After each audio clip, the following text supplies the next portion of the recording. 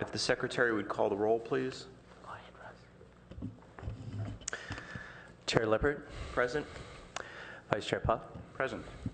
Chair Gouyer, excuse me, Board Member Gouyer, Here. Board Member Liu, Here. Board Member Malone Pritchard. And she sent an email. She'll be late, so I'll miss her for the first item. Okay, this is the time for oral communication. Any members wishing to speak to an item that is not on today's agenda may do so at this time. Okay, seeing none. Okay, with that, are there any agenda changes, additions, or deletions? No changes. Okay. We don't have any minutes to approve, so we'll move on to the first item, which is 1213 Newell Road, request by City of Palo Alto Public Works, Department of Works Department for architectural review of new signage at the main library, which has been renamed as Rinconada Library, I guess. Zone public facilities, PF, environmental assessment exempt from CEQA per guidelines section 15301, existing facilities. And with that, if staff would like to introduce the project. Good morning, board members. So we have a little bit of a change for this project this morning. It was not advertised correctly to include sign exceptions. So there are a number of signs in this package before you. So the ones that do not require exceptions, we can take action on today. But I'll go through and let you know which ones are the ones that you cannot take action on today. But definitely, staff is here and the consultants, we're all here to hear your feedback on the full project, and we'll bring it back May 16th at the next meeting. So I'll just go through the signs. So the first sign that needs an exception, or the first set of signs, would be the freestanding monument signs. The code allows only one monument sign per street frontage, and this project has two being proposed. So that would be the first sign exception. The second one would be for the 3 5-foot tall wayfinding signs that include the map. So those 3 are larger than what we typically approve or what the code allows for wayfinding. There are 6, I think roughly 6 36-inch tall wayfinding signs. Those ones do meet the code, so those ones do not require sign exceptions. The wall sign that's being proposed on the library does meet the sign code, so that does not require a sign exception. And for the other unique types of signs, like the donor wall sign and the address sign, those are more unique, and those would require review as well through an exception process. And I'd just like to point out too that staff would be working with the applicant and with the fire department on the address sign, just to confirm what really is required per code for the size of that sign, because in the package it shows a fairly large sign and it's illuminated, and we're trying to reduce that to make it a little bit smaller. So we need to work a little bit more closely with fire to make sure we meet their needs, but try to, if we can, bring it down to be a smaller size. So I think that is my update for you this morning, and we have Public Works staff and their consultants here to give you a presentation. Thank you. Okay, and I have one quick question for you. So I want to make sure we do this right. Are we going to be able to move forward and approve or actually take action on the signage that does not require the exception? Correct. Or are we going to come back and do the whole thing on May 16th? So I think we're going to break it up. So today we would just focus and take action on the signs that do not require an exception, since it wasn't advertised. And then the signs that do require exception will be re-advertised, and that'll come back as a separate part of this project in 3 or 4 weeks from now. Okay. Yeah. Okay, great. And then why don't you introduce yourself? And are you from Public Works? I'm Public Works, Matt Roschke. Okay, so you're going to have 10 minutes for your presentation. Okay, I'd like to introduce Group 4 architects. They design signs. And Paul Yamgard. Good morning. Thanks for having us back again. This is follow-up to the study session we provided about 6 weeks ago or so. Some revisions. will be presented, and some more update on the project itself, which is moving apace on site. Very exciting. If you haven't managed to go by the site, take a look. Things are shaping up wonderfully. So this is our standard sort of background, and again, we've been very true throughout the entire process in the design of the building and the signage to the sort of the mid-century classic aesthetics of the building, and it's really been wonderful to see it start to come together like this. These are very recent photographs from the site itself. The large arced parking lot, the curbs have all been poured. They're going to do some paving probably in the next few weeks.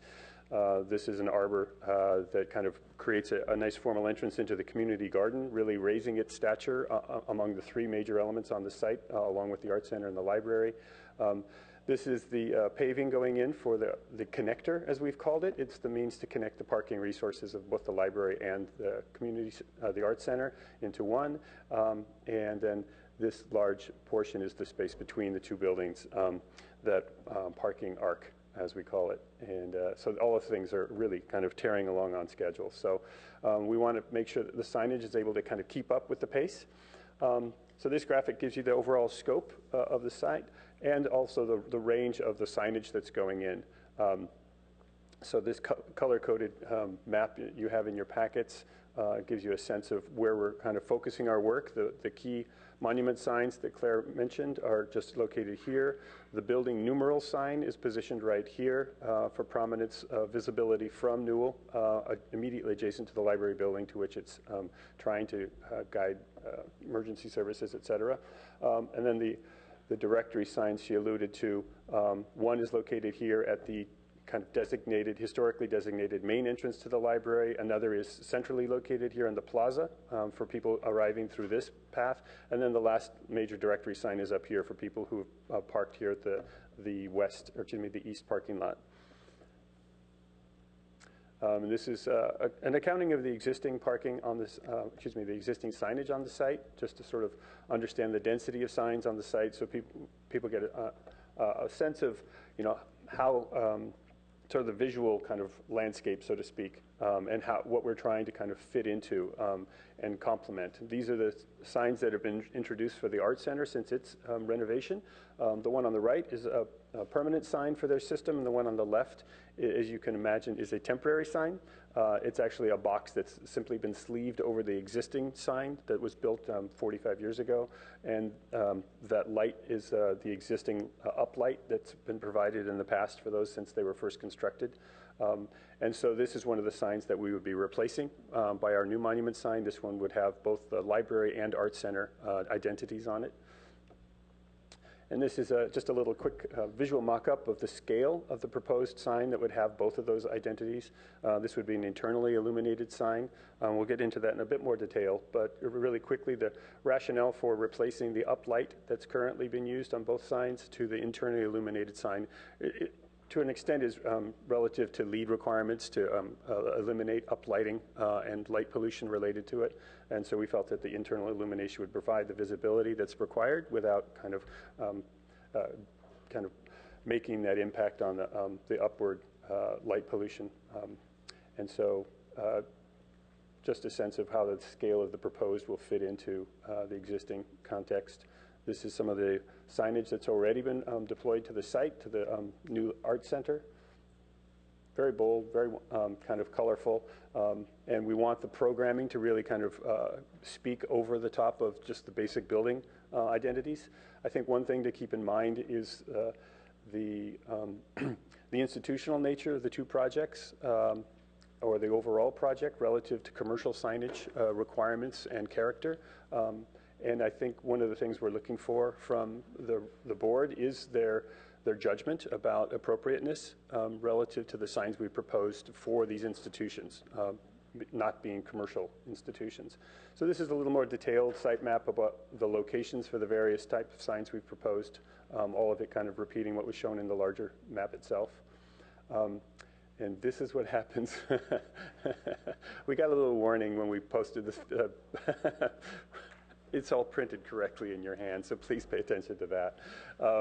PDFs don't always render the font static, so apologies if people are kind of shocked at what they see there. That's not the font we intend. The font is Gotham Book, and we have examples and materials for that. There's two, excuse me a sec.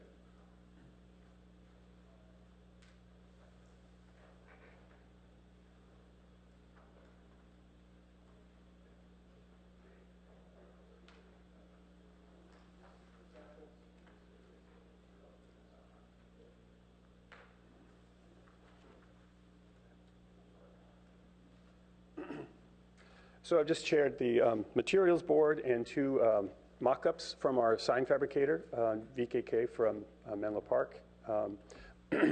So we are, again, trying to create a kind of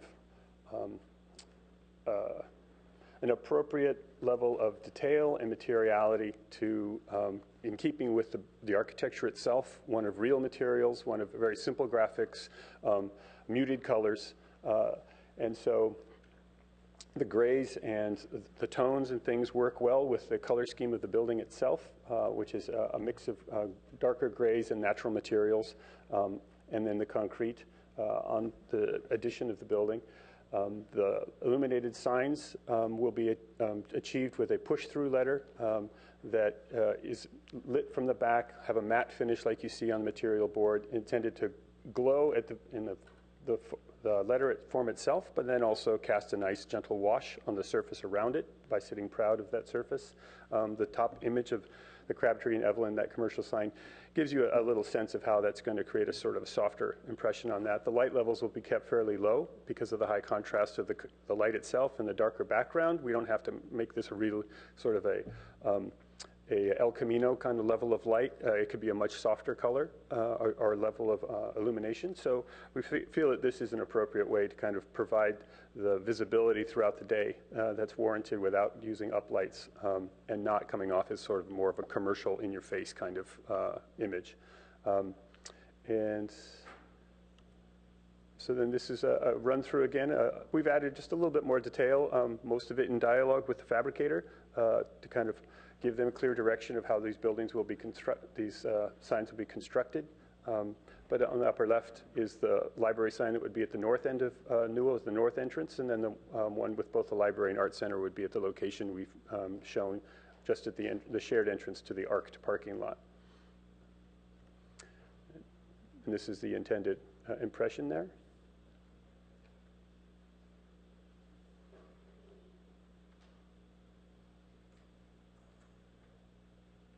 And I apologize, the model doesn't have all the trees that are around it, but as you can recall from that photograph, that there's mature trees immediately around it. There's improvements that were done to the art center that are not shown in this model, but I think the spirit of this is still appropriate and exactly what we intended.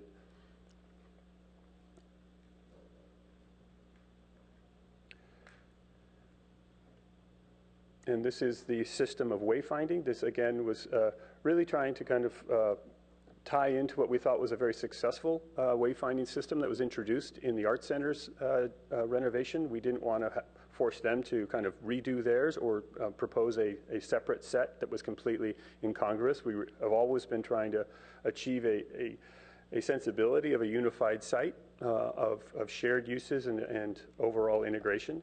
And so this system really is taking a lot of direct cues from that. They're not illuminated.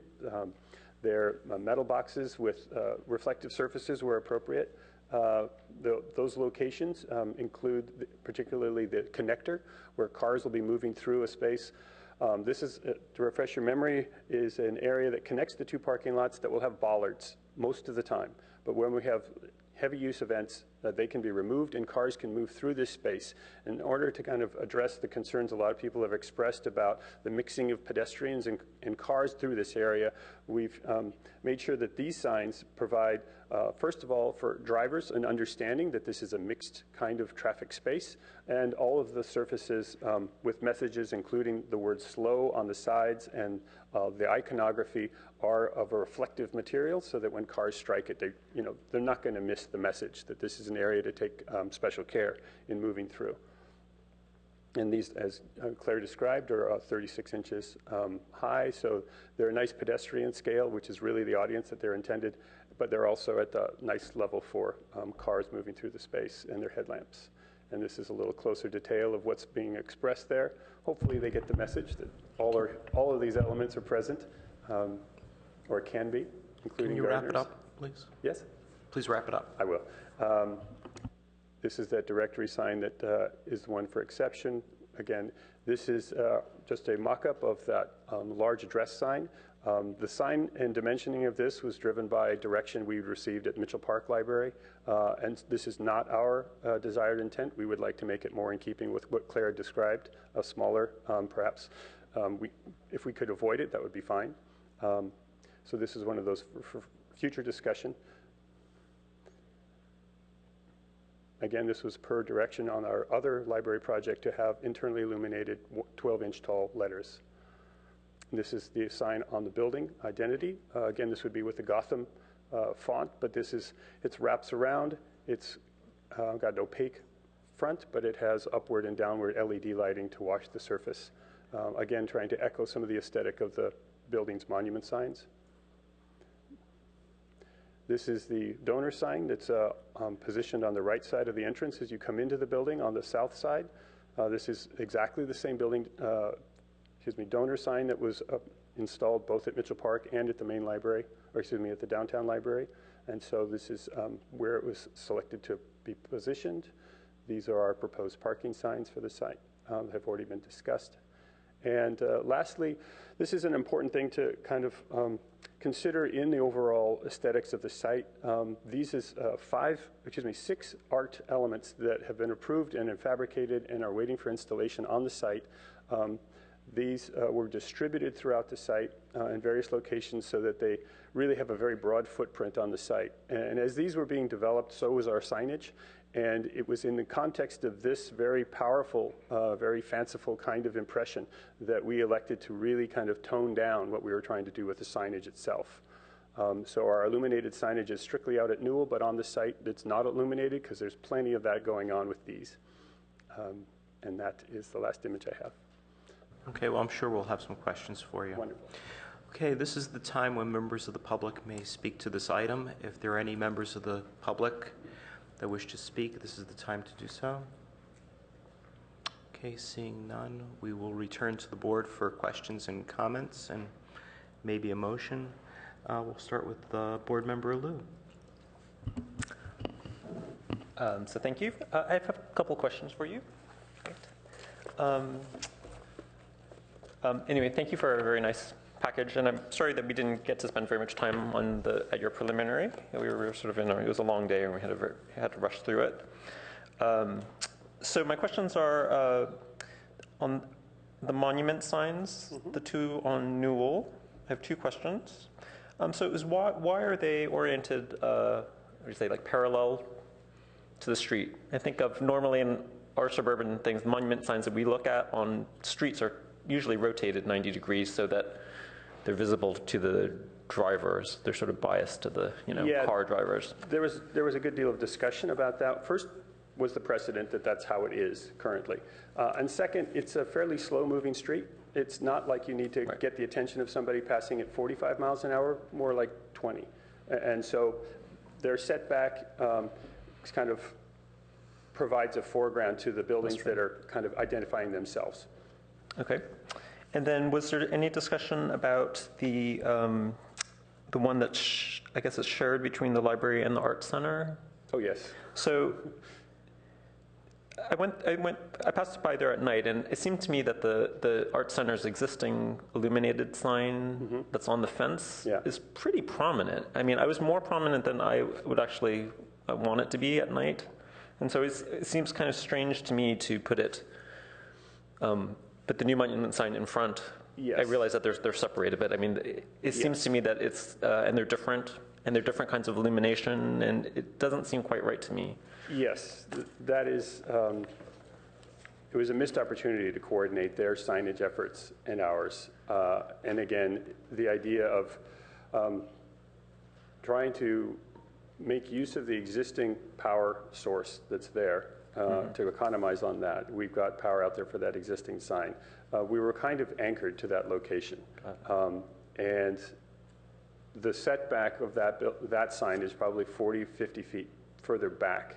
And just in sort of walking across the site and kind of imagining how you would perceive the sequence of these signs, we've kind of gone ahead with this. But we're aware that there's a little bit of an identity difference there.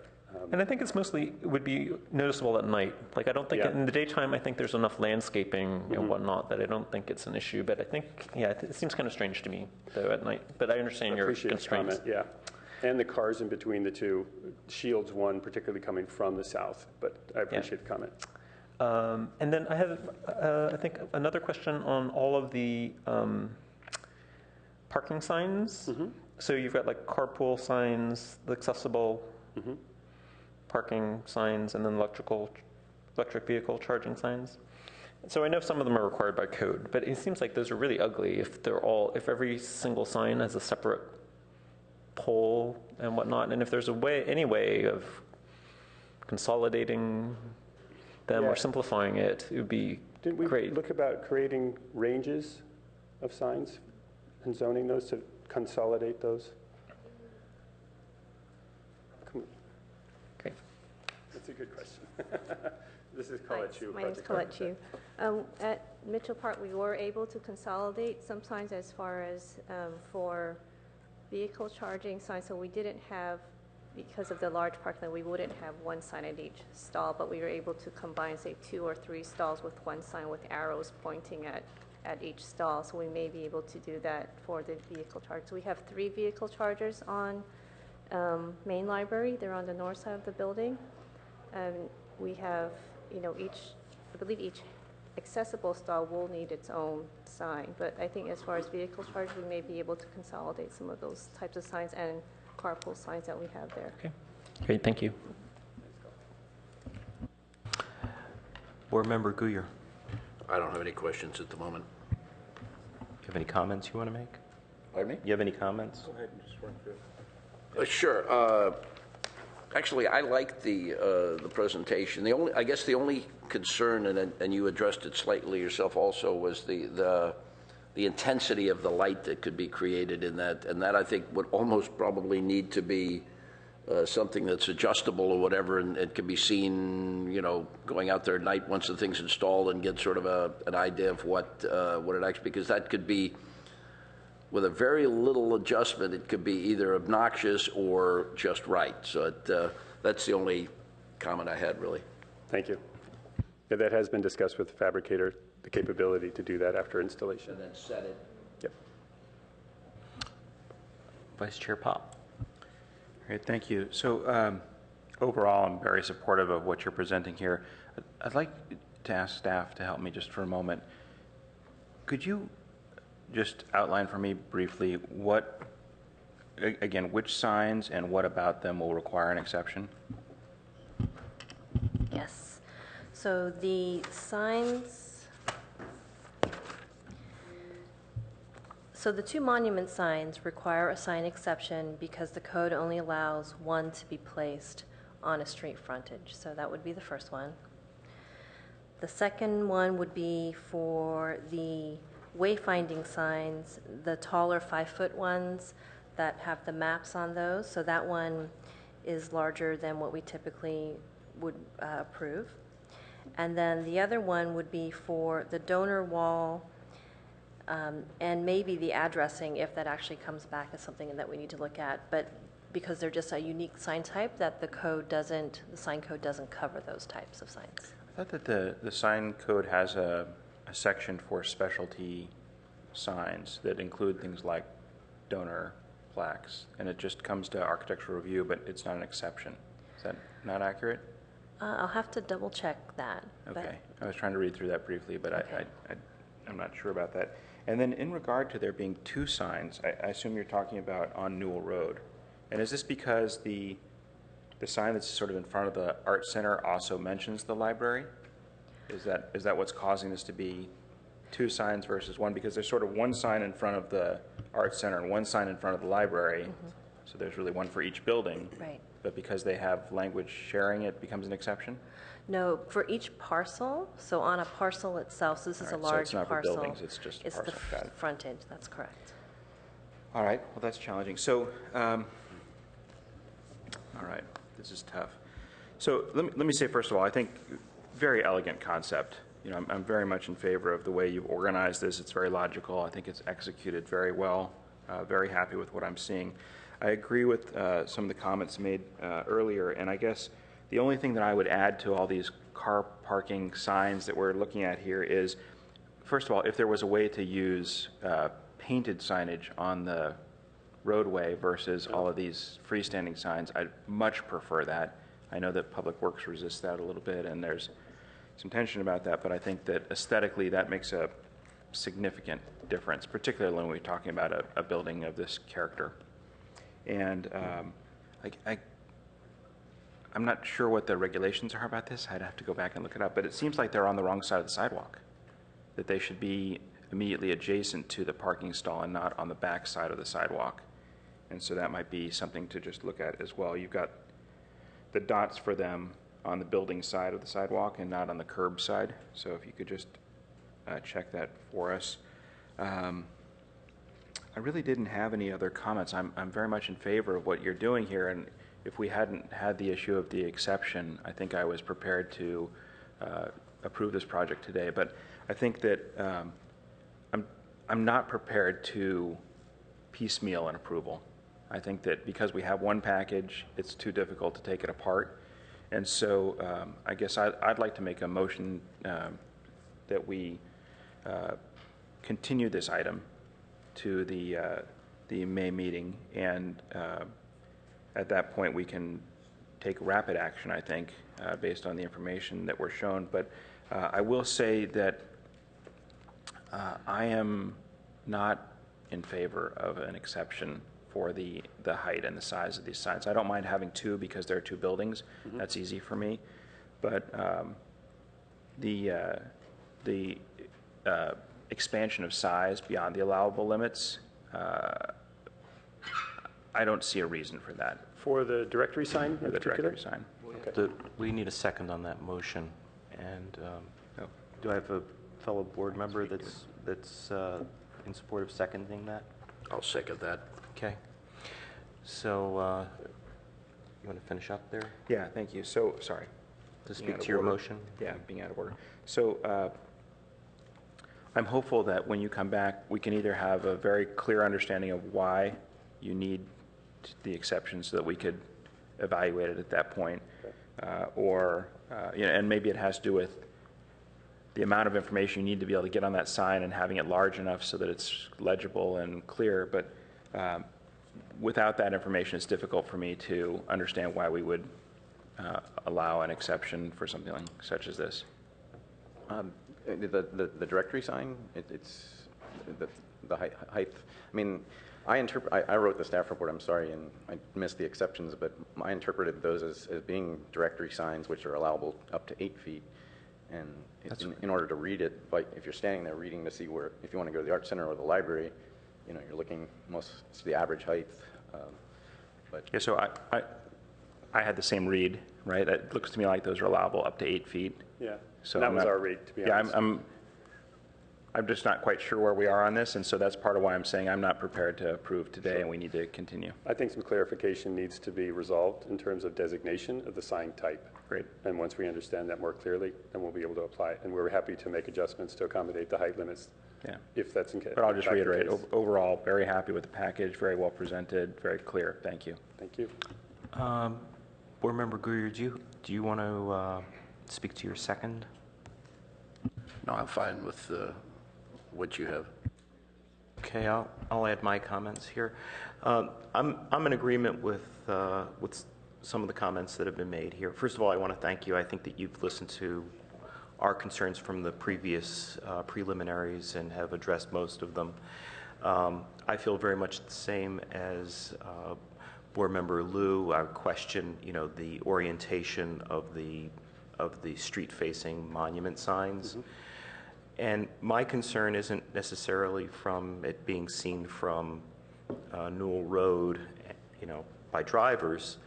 My biggest concern is that the illumination and the neighbors across the street. And in terms of, them feeling as though they live across the street from something that's brightly lit. So there are a couple of things that I can see happening here.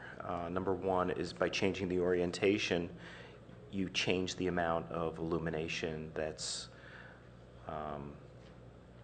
facing the neighbors across the street. And so I think having this item continued is particularly important if we're going to get the buy-in of the adjacent neighbors, and I hope they've been properly noticed and will attend the next meeting and voice any concerns that they have.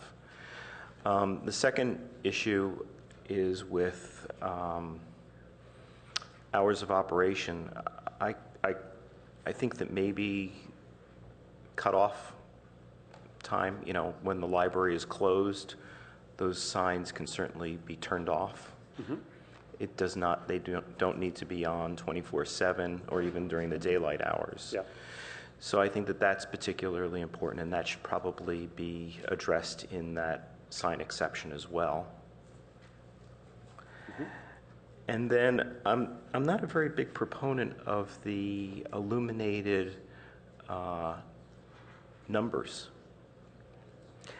I think that is just in excess, number one. Building numbers are really there for fire department and emergency services. And I can't... Which are across the street. Well, whatever. But, my feeling about it is that needs to be far more recessive and not illuminated. In fact, I think during daylight hours, those letters might even get lost. So I think that some other way of having those numbers are particularly important. With regard to the directory sign, have any provisions been made for Braille wayfinding on that sign? Because what you're showing here, a blind person should be able to approach the sign and be able to find their way through tactile reading. Yeah, all of the interior signs are, and I don't think that we've made that provision yet, but I think that's perfect. We'll double check the code as to whether or not it's required, but I think it's a wonderful thing to add anyway. Well, I think if it's a directory sign, I think it's good to go the extra mile, Absolutely. so to speak. So, okay. And then the last concern I have is the library sign that's wrapped around the corner there has in some ways lost some of its whimsy. I think that it could be a little more interesting. It's almost like a generic label. Remember when we used to go to the grocery store and they used to have all the white, black and white generic foods? I feel as though it's generic library. And I don't know, maybe there's a couple of ways of bringing some whimsy back into that sign. A couple of things that I'm thinking of is if it was made flush all the way to the corner there, and maybe even having the L fall off the sign, to the, so that the L is like held on by the leg. It will wrap that corner and add a little more interest. Just to mention, ideas related to elaborating on this sign is sort of a baseline. One of the ideas we played with was putting a pattern on the top and the bottom, so when it does become illuminated, it's not just a wash of even light, but there could be a floral pattern or some more interesting pattern that kind of washes across it, so it sort of changes its identity when the lights come on. Or even, something could be done with the shadow. You could create a shadow line that the letters are illuminated, but what's cast on the wall is the shadow of, L, I, B, in the same way, and it could be elongated. Or a message or something like that. Yeah, I think that it's a really try to create a restrained baseline, but I appreciate the reception to those kind of more fanciful elaborations. So we'll take a look at that and we'll bring back some ideas and maybe hopefully we'll win you over with this. Yeah. I mean, I even think with your monument signs, you might even have the opportunity where we have, previously we had the signs washed with light. What if the signs actually threw some shadow on the ground and that's in keeping with your sculpture and the notion that this is a library art center. Yeah, yeah. So I think that, some of the whimsy and some of the warmth and some of the humor has been lost from the signage program in its austerity. Yeah, I appreciate your comments, and I consistently kind of looking for sort of like the more imaginative kind of message or impression that these can give, because they are a wonderful opportunity for that. Part of the reason we showed the artwork is to show what's going on also on the site, that these have to work hopefully in concert with and not compete with. And then another sign that we can't really present yet, but is indicated on the overall site plan, is a unified site monument sign that is in very, very preliminary discussion of a development, and that would be out at the corner of Newell and Embarcadero, that would essentially take off all sort of the kind of the restraint and be that personality sign, if you will, for the overall complex of the garden, the library, and the art center. And all of your comments have been heard over the past few sessions, and we've been kind of saving those up to kind of put into that single sign, allowing these other signs, the building sign and the other monument signs, to really just sort of sit back and do their job, so to speak, without trying to be stealing the thunder of the artwork or this other kind of unifying monument sign. But I really appreciate your consistent attention and desire to see more kind of aesthetic interest from these. So we'll be back with more information. Hopefully that sign will have developed a little bit more in the intervening month between now and our next visit. Thank you. So with that, we have a motion and a second. Any other discussion? Board Member Liu? I just have a quick question for staff. So in trying to split the submittal, is the logic just time in like trying to get signs in place before That's it opens? correct. And I can let Matt speak to that right now. Yes, Thank you. specifically. But that's correct. This sign in particular, we would, if you could take action on, would be one of the key signs that we'd like to have, so that when the building opens, it's on the building and not a temporary sign, so that we can get it fabricated. We're moving very long. We're along very well. We're on schedule, and we need to get into get these signs. It's part of the general contractor's scope. He has an allowance to do this signage, and he'll have. He's expected to be substantially complete by August. So that was the reason to come here early, even though we knew we were a little wrong on the staff report. Okay. Do you have a substitute motion?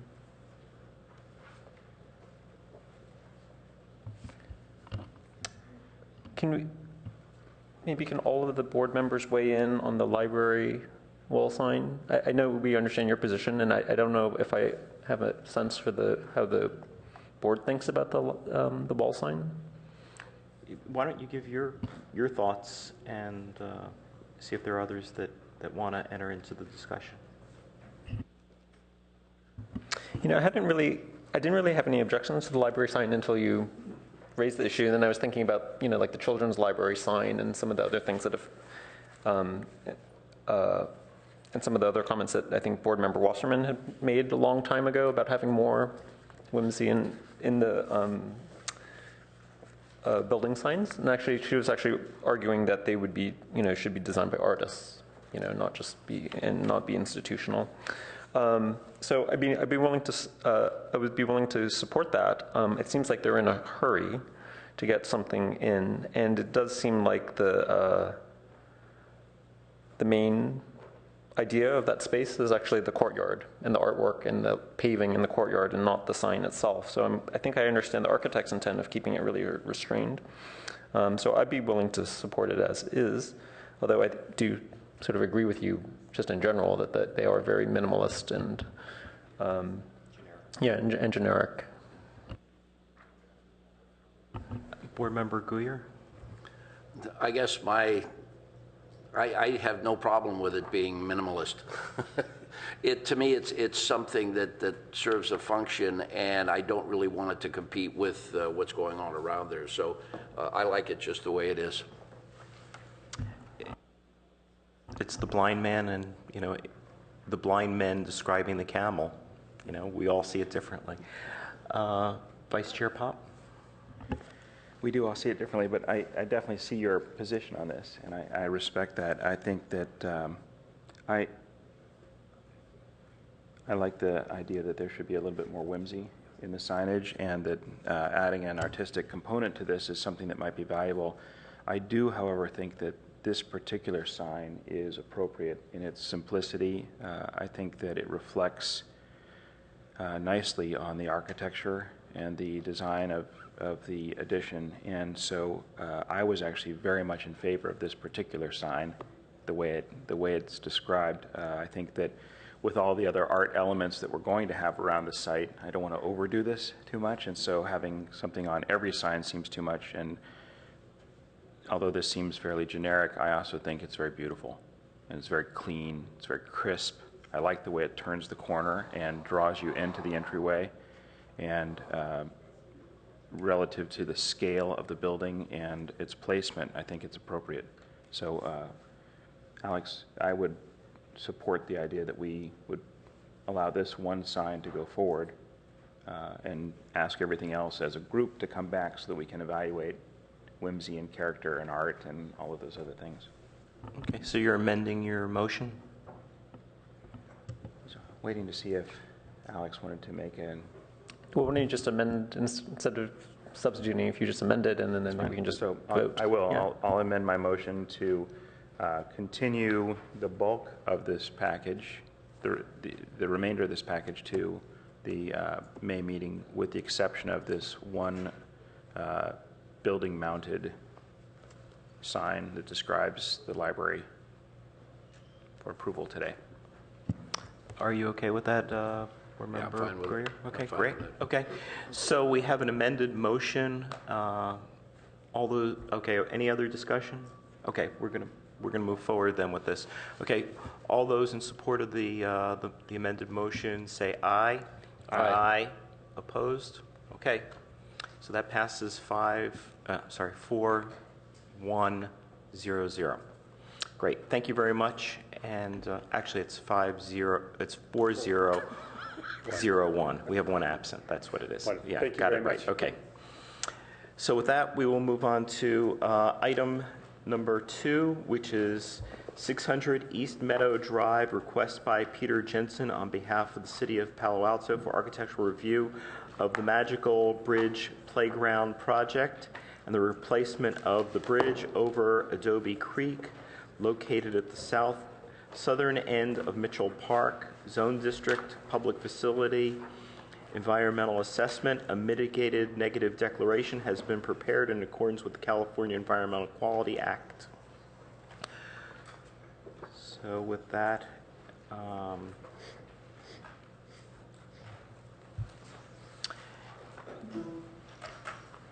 if staff would like to introduce the project.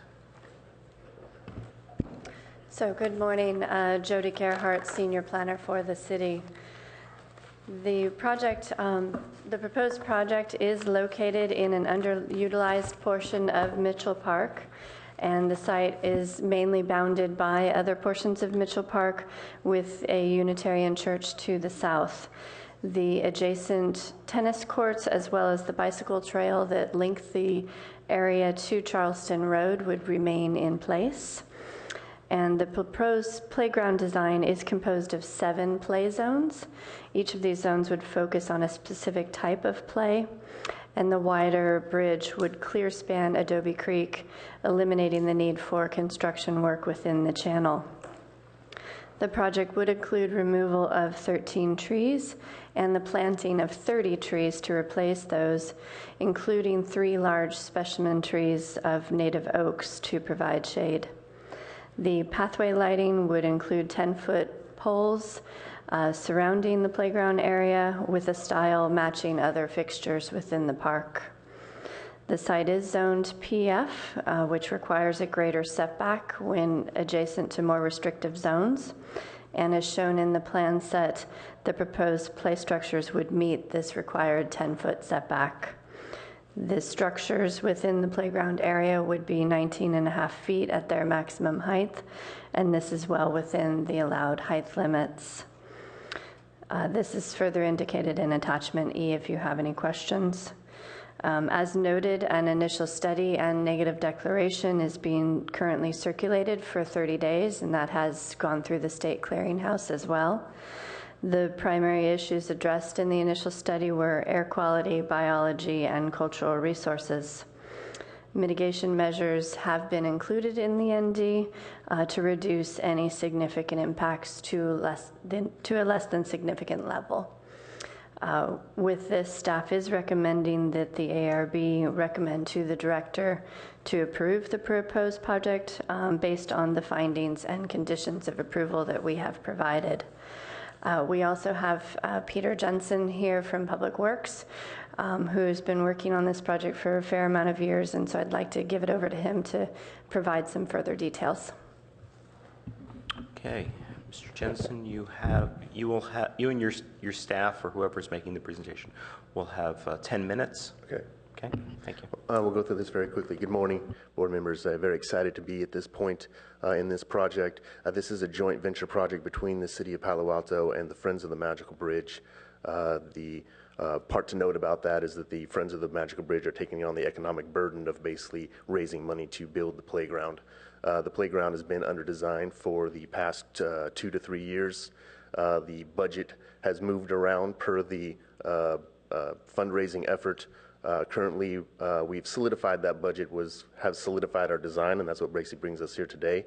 I'm going to allow Cordy Hill from RHAA, which is actually the original firm that worked on Mitchell Park and the design for Mitchell Park in the 50s, who worked on the design for the playground, go through a brief presentation of the playground and the parts of the playground. And then any questions you have after that, we can go through. So without further ado, I'll give you Cordy Hill. And welcome back. Thank you. We're thrilled to be here today with this important project. It occupies the corner of Mitchell Park, which is now isolated by the Adobe Creek Channel. The creek is in a concrete culvert, I should say, not, I think, where the overflow tennis courts are. As was stated, there will be removal of trees. The yellow X's indicate those, but there will be replaced in kind. The primary concern was maintaining the circulation through the site. It's a primary bike path, and so we've addressed that in the plan.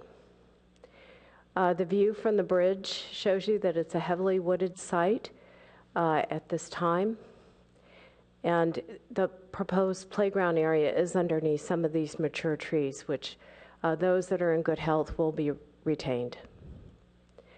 We came through a public process, including presenting 2 options on the site, and then came up with an initial plan. The initial plan was larger than the current plan, but for budget reasons has been reduced, though all of the key elements in the original plan have been retained. The new plan, you approach the site over the existing bridge. There are plans to replace the bridge if funding can be found, but not as part of this project, and the design works with the bridge. The bike trail has been realigned to allow broader curves for safety and better visibility, but as you approach the plan, you cross the bridge and you are at an upper level. And that's one of the key things that we found was critical to the site, was to allow children who normally don't have access to height to be able to come across and be king of the mountain and have the height to enjoy playing high, allowing large slides and a 2-story playhouse and having that visibility that often is not available to them. This is the view, the current view of the as you would approach, sort of a bird's eye view as you approach. As you cross the bridge, there's an entrance on the upper level, and you go immediately adjacent into a large 2-story playhouse, treehouse, or you have the option of going down along the existing bike path and going into a second entrance. The treehouse and tree walk will have a custom design treehouse that Barbara Butler is here, and she will describe that in just a minute. As part of the tree walk, there are also opportunities to get off the walk, to have these viewing areas that will have such things as binoculars. There's a 2-story drop system to allow things to be pulled up and down. And all through the park, we analyzed all of the elements to make sure that there was wheelchair accessibility, accessibility with transfer, if not being able to be used in the wheelchair, that there were sensory issues, and that there was a place of retreat, because many of the children using the facility may need times to get away, particularly children, if they're autistic, need to be able to observe play but not be part of it. So you'll see as we go through the presentation that in every area we've provided that retreat. So I'm going to let Barbara spend a minute talking about the Playhouse. Hi, my name's Barbara Butler, and I'm an artist and builder, and I specialize in tree houses and play structures for kids. And I've been doing this for 27 years, and I have a workshop in South San Francisco where I fabricate everything off-site and bring it in. And I've done, I think it's over 600 original designs just in tree houses and play structures. So I'm very excited about this project because this will actually be my first fully accessible, wheelchair accessible play structure for public use. Usually the public use ones, because of space constraints, we do the transfer system, which isn't really, it meets the code, but it doesn't really meet the spirit. So I'm really excited that this is a fully accessible play structure and tree house. So we have that one great tree, so when we come across the ramp, you'll go cross the ramp and be able to go around the stone pine that's in good shape there. And the kids that's a really unique opportunity for kids to be able to be up in a tree house at 6 feet high. And then they can go from there into the second story of the playhouse. And then they can continue along the ramps over to an elevated mound where the slides will be, which they'll be done by another company. But the first floor of the playhouse, I have a stage that's also wheelchair accessible. So it's a playhouse and stage, but I've really worked hard at keeping it really open and light for visibility. So there's good line of sight, but it still gives that feeling of a playhouse, and it has a stage. I've done a lot of stages. I found that kids, they don't need them to be electrified or anything. They really like to get up there and play. It's something we don't want to have controlled access to. You really want to have kids be able to just get up there and do impromptu play performances. So I've tried to make it have lots of fun play loops and things to do, and that's it. And the materials board for the Playhouse is over there with the colors shown, and the proposed cabling system. The cables will be tighter together to eliminate climbing possibilities for little feet, but the materials are there to show you what is proposed. This is the view taken from the tennis court side to show you how the Playhouse integrates with the existing trees and the rest of the site. So as you go to the front of the Playhouse, there is, as Barbara mentioned, a stage. There will be fully accessible picnic areas in front of that. And we've also provided some sensory experiences such as rocks, a raised play table so that children who are in wheelchairs have the ability to play with the eucalyptus leaves and the pine needles that other kids pick up naturally so they can enjoy those scents. Again, we've analyzed everything for it's fully accessible. The next thing is the climbing and sliding mound. So there will be an 8-foot-high sliding mound accessible by this boardwalk system. And it does have a variety of 3 types of slides. Each one addresses different needs. One has very high sides. Another has rollers for stimulation for certain children. And the third is a double wide slide. So if you want to slide with a companion, you can do so. At each of the slides, you can move to the side to get out of the traffic pattern if you are waiting for a wheelchair to come down the ramp for you. There's also climbing elements and banister slides, nets. And under the net, children can go underneath so they can experience it in both upper and lower levels. And there's a retreat space adjacent. The music and interactive zone will have 4 elements that are commercially available, and there's a 5th element being designed by a Stanford University professor that will be fully interactive, and they will all be fully wheelchair accessible. And this is the view from the church side, with the in the front is the swing zone and then the tot zone. The swing zone has 4 types of swings on it. They'll have the bucket seats, saucer swing that can allow children who have no physical control to be swung. It has a sway boat, which is an element that children can get on in a wheelchair, but other kids can use, and it rocks, so it gives that inner ear component that we're looking for. There's adult exercise equipment, and there's a roller table in here, again, for stimulation. I guess I'm out of time. Can you please wrap it up? Yes. The last 2 things are the spinning, 4 types of spinners, one of which has retreat, and the tot zone, which has smaller elements designed for children under 5 years old. So that's the presentation. Great, thank you very much. We will probably have questions and comments for you. Okay, so this is the time when members of the public may speak to this item, and I have several speaker cards. We'll start with Lee Levy, followed by Roger Smith. You'll each have 3 minutes. Thank you very much. It's a pleasure to be here. I've been involved in Palo Alto activities for many, many years and have never seen a project so worthwhile. And I hate to use the word exciting because I know everybody who comes to you says this is exciting. But this is a project that will be useful for the residents of Palo Alto, for the children and their parents together.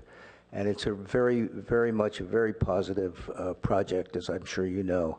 I've been a member of the board of the Friends of the Palo Alto Parks, and we have been closely involved in developing this project with the Friends of the Magical Park. And we urge you to look very positively upon it. Thanks very much. Thank you, Mr. Levy. Roger Smith, followed by Olenka Villarreal.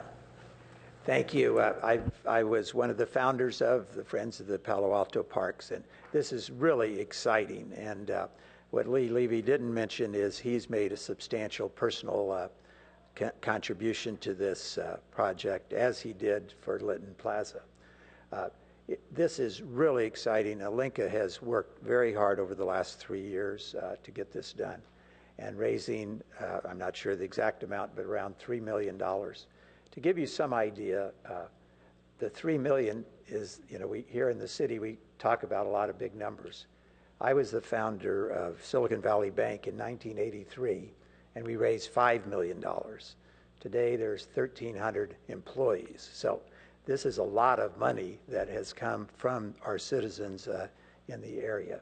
And that's why we formed Friends of the Palo Alto Parks, to help the city develop these kinds of projects. This is a wonderful project that everybody can use. And another thing, just to quickly mention, there's a number of senior citizens that live down in the area, Stevenson's house, and my mother just died at 100. She loved watching little children play, and this will be a wonderful thing to see children of all abilities to play. Thank you very much. Thank you, Mr. Smith. Olenka Villarreal, followed by Barbara Walter. Yes, good morning. Of course, I'm probably more excited than anybody to be at this stage, and it has been just a very magical ride, I should say. But in addition to what's already been said, I think it's really important that we all remember the fact that with ADA compliancy, which was passed in 1990, that did mandate that wheelchairs have accessibility to public places, and even still, none of our 34 parks are fully compliant to that yet.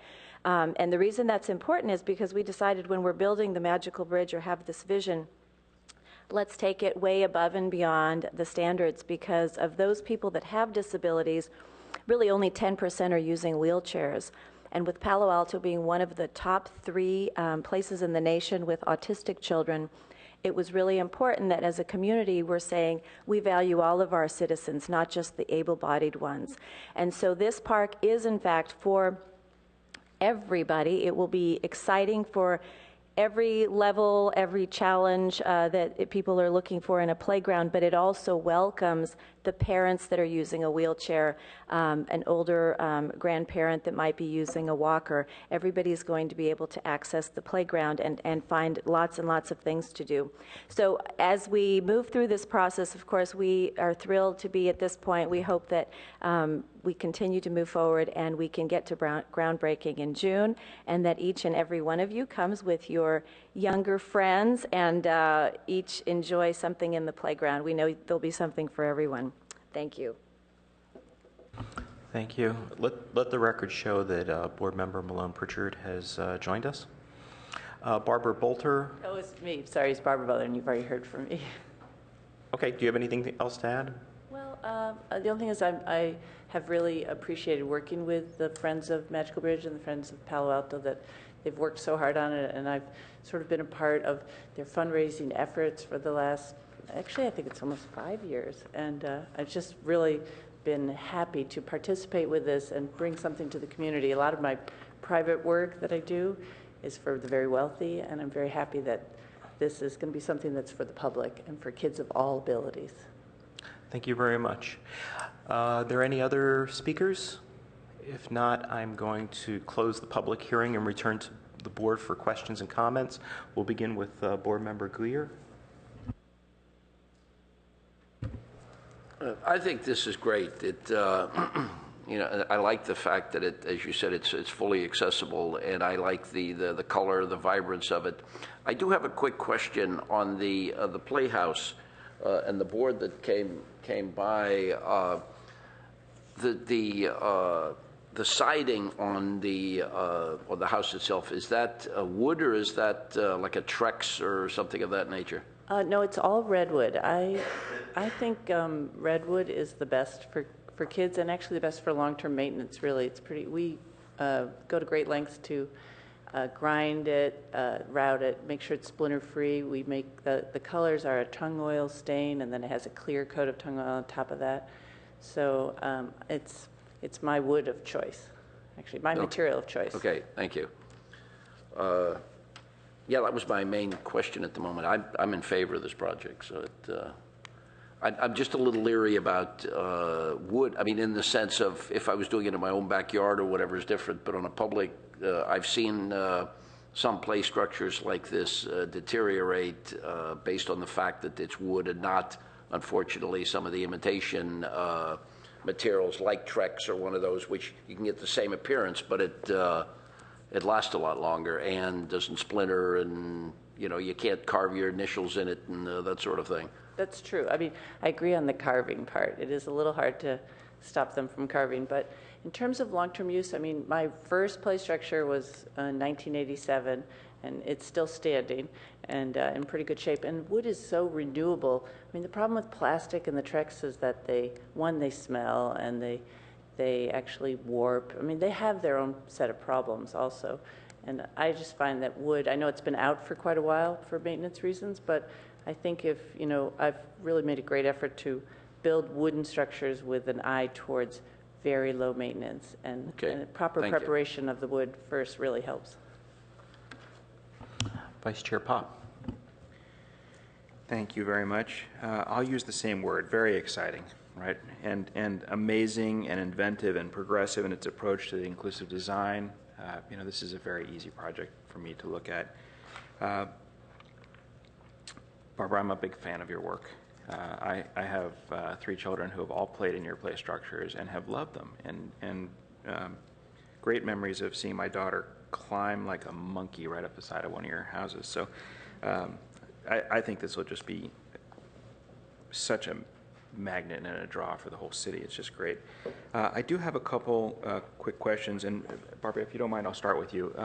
On the stage element that you have, do we need to have some kind of a curb around the edge of that so that people don't roll off the edge of that? Yes, and I do have a bumper. I'm sort of calling it a bumper planned. Okay, great. For it.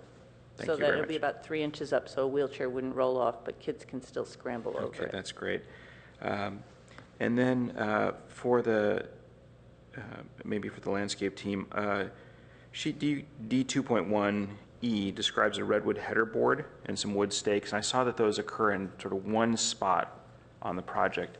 And I always get concerned about the longevity of that. You know, I'm respectful of Board Member Guyer's comments here, and although I'm not concerned about the play structure itself, because I've seen so many of Barbara's structures and how well they last, but the buried redwood seems challenging to me. Right, yes, and that's something that we could definitely change to a metal header board fairly easy. I think that is definitely a good recommendation. I'd prefer that. And while you're there, if you don't mind, the chain link fencing that's described for the project, could you illustrate the character of that chain link? Is it just an exposed chain link, or will it be a vinyl coated? Will it have color? It'll be vinyl coated, and it's basically the fencing between the church's property and the playground itself. We just kind of wanted to go away and hide back there, so it'll be black vinyl coated chain link. That's great. And then my last comment, I think, is for staff. I've got two things that I just wanted to bring up. The first is, in terms of construction management, it seems like access to the site is a little bit difficult or challenged. Do we have clarity about where workers will park and what impact this is going to have to the surrounding streets and all those things? This is a very highly used, safe route area, and you know, I have recent experience and exposure to a number of construction projects that have gone on in town that have been very challenging in terms of navigating around them. I want to make sure we've really thought this through ahead of time. Yes, as far as access goes, the Abilities United building, which is located more adjacent to the tennis courts there, is actually a county-owned building. We've worked out a right of easement, right of entry basically there to access basically the playground at that point. The turf area that exists there now that's going to be basically rehabilitated in is going to be the major parking area for the construction team. We are also in conversations with the church as well, and I hope to get a right of entry to that parking lot as well, to use that as access more towards where the swing area is, but that has not been finalized yet, but I am confident that we can work something out. Sounds like you're on top of it. Thank you very much. And then the last item I have comes from a conversation I had with Dave Doctor about this, and the stand of eucalyptus that are right along the property line between Abilities United and the tennis courts. I know those aren't immediately adjacent to the site, but when I was over there walking around, it looks like those are beyond the point where they could use some structural pruning. And I just want to make sure that we have, you know, it's right next to one of the major paths that cuts through that area. And I think that although I'm hesitant to obligate the project to any additional costs, I'd like to suggest that we work with the city manager or someone to develop some funds to prune those trees, or even, you know, I don't feel strongly about the eucalyptus. They're a non-native species. They really make a terrible mess. They're dangerous. I grew up next to a grove of eucalyptus, and they fall over. And so I'm not a big fan of the idea of even keeping those trees. I'd rather see something else planted. But I think at a minimum, we need to obligate the project with a requirement for structural pruning of those trees. Yes, that is actually part of the scope of the project, so that will be done. And we're actually, I'm in conversations with Walter Passmore, the urban forester for Palo Alto, actually to have city crews do the ones that are in closer proximity to the playground itself. So that will definitely be in the scope of the project work. Great. That's it for me. I'll just say I'm hugely in favor of this project and prepared to support it. Thank you. Board Member Malone-Pritchard. Good morning. I'm sorry I missed your presentation. I trust that it's similar to what's in the package. Really happy to see the project come forward. I remember seeing it at, I think, a preliminary or a study session some time ago, and it looks as though you've made some big improvements. What I'm particularly liking is the way you've done the alignment of the multi-use pathway, because that's something as a bicyclist I've used a lot, and I think this is going to work out really well. The creek signage, there's some notations about maybe the water district maybe doing something about signage to identify the creek.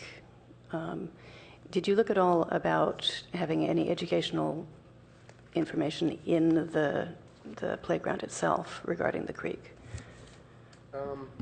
Currently, there's informational signage that exists on either side of the creek. They're kind of like bench signs that basically are existing there. We plan on basically maintaining those. They need to be relocated because of the grading that's going to happen, but they're going to be very close to the proximity they're going to be in. No further signage in the actual playground about the creek itself is being proposed at this time. And a question for staff, which you may already have covered. I saw that the public review for the MND ends in the middle of May. Is that correct? So are we actually able to take a final action today? The ARB is able to make a recommendation at this point, but the director will have to hold off her actual approval of the project until the MND circulation is completed. Okay, great, thank you. And I'm very much in support of the project as presented. I think it'll be really wonderful for the kids. Board Member Liu. Great, thank you. I do remember the preliminary presentation of the park, and you've made a lot of improvements since then. And I think that the biggest thing is that really the grade change from the bridge is really huge as it is. I mean, currently, and it's fairly dangerous. And I like that you took that constraint and really made that, a huge opportunity with the tree house and everything. I mean, that's a great, really great design move there. I think I would just repeat some of the concerns that I had from the preliminary, and I know that you can't really address them, but at this time, but it seems like you've got such a great design of the park, and it has such limited visibility and access in general, just because of the site, and it seems to me that this is sort of unfortunate. I understand where you guys are, and this is the site that was chosen, but it seems crazy to have such a beautiful design sort of hidden in that corner of the park. I mean, it seems like if you were a visitor, it'd be very hard to, I'd be challenged to find this. I do have a question. I think I recall a long time ago that there was a master sign package that came to the board for Mitchell Park, but we didn't hear it. Like, it was delayed. And I was wondering if that is coming back at any time. I mean, this was years, I'm thinking it was like years ago, 2 or 3 years ago, maybe. No, I'm not aware of it at all. And then, is there any signage proposed for this, like wayfinding signs from, say, like the main parking area in Mitchell Park? Yes, at the parking area there will be a sign posted, a directional sign, basically a very standard, basically black and white sign that points to the direction of the Magical Bridge and calls out where the location of the Magical Bridge playground is. Okay. And then I think at the preliminary, there was some discussion about possibly getting some of the that the church would allow some parking possibly on their site at certain times. Yes. We've had preliminary discussions with them about that. It goes to the same conversation with the access to, that's in the same conversation, so hopefully over the next few weeks they will have some resolve of that, and if that's a possibility to do. Our preliminary discussion with them before is that they would just be parking spaces that would be handicap or placard spaces. It wouldn't be just for general public, it would be for closer proximity parking. Okay. But we are planning on the majority of the parking occurring in the Mitchell Park parking lot. Okay, great. And we should add that it is directly adjacent to Abilities United, which has a very large clientele that will use the park actively. I know, but the park design, the playground design is so attractive that's going to be attractive to everybody. I mean, when I used to play in Mitchell Park, there were just like a couple culverts, and that was it. I mean, there was a couple swings. I mean, and I was happy with that. But I mean, if this presented this opportunity to me when I was a kid, I mean, I would be there every week. I mean, because it's we hope over so. I mean, it's over the top in terms of the design. I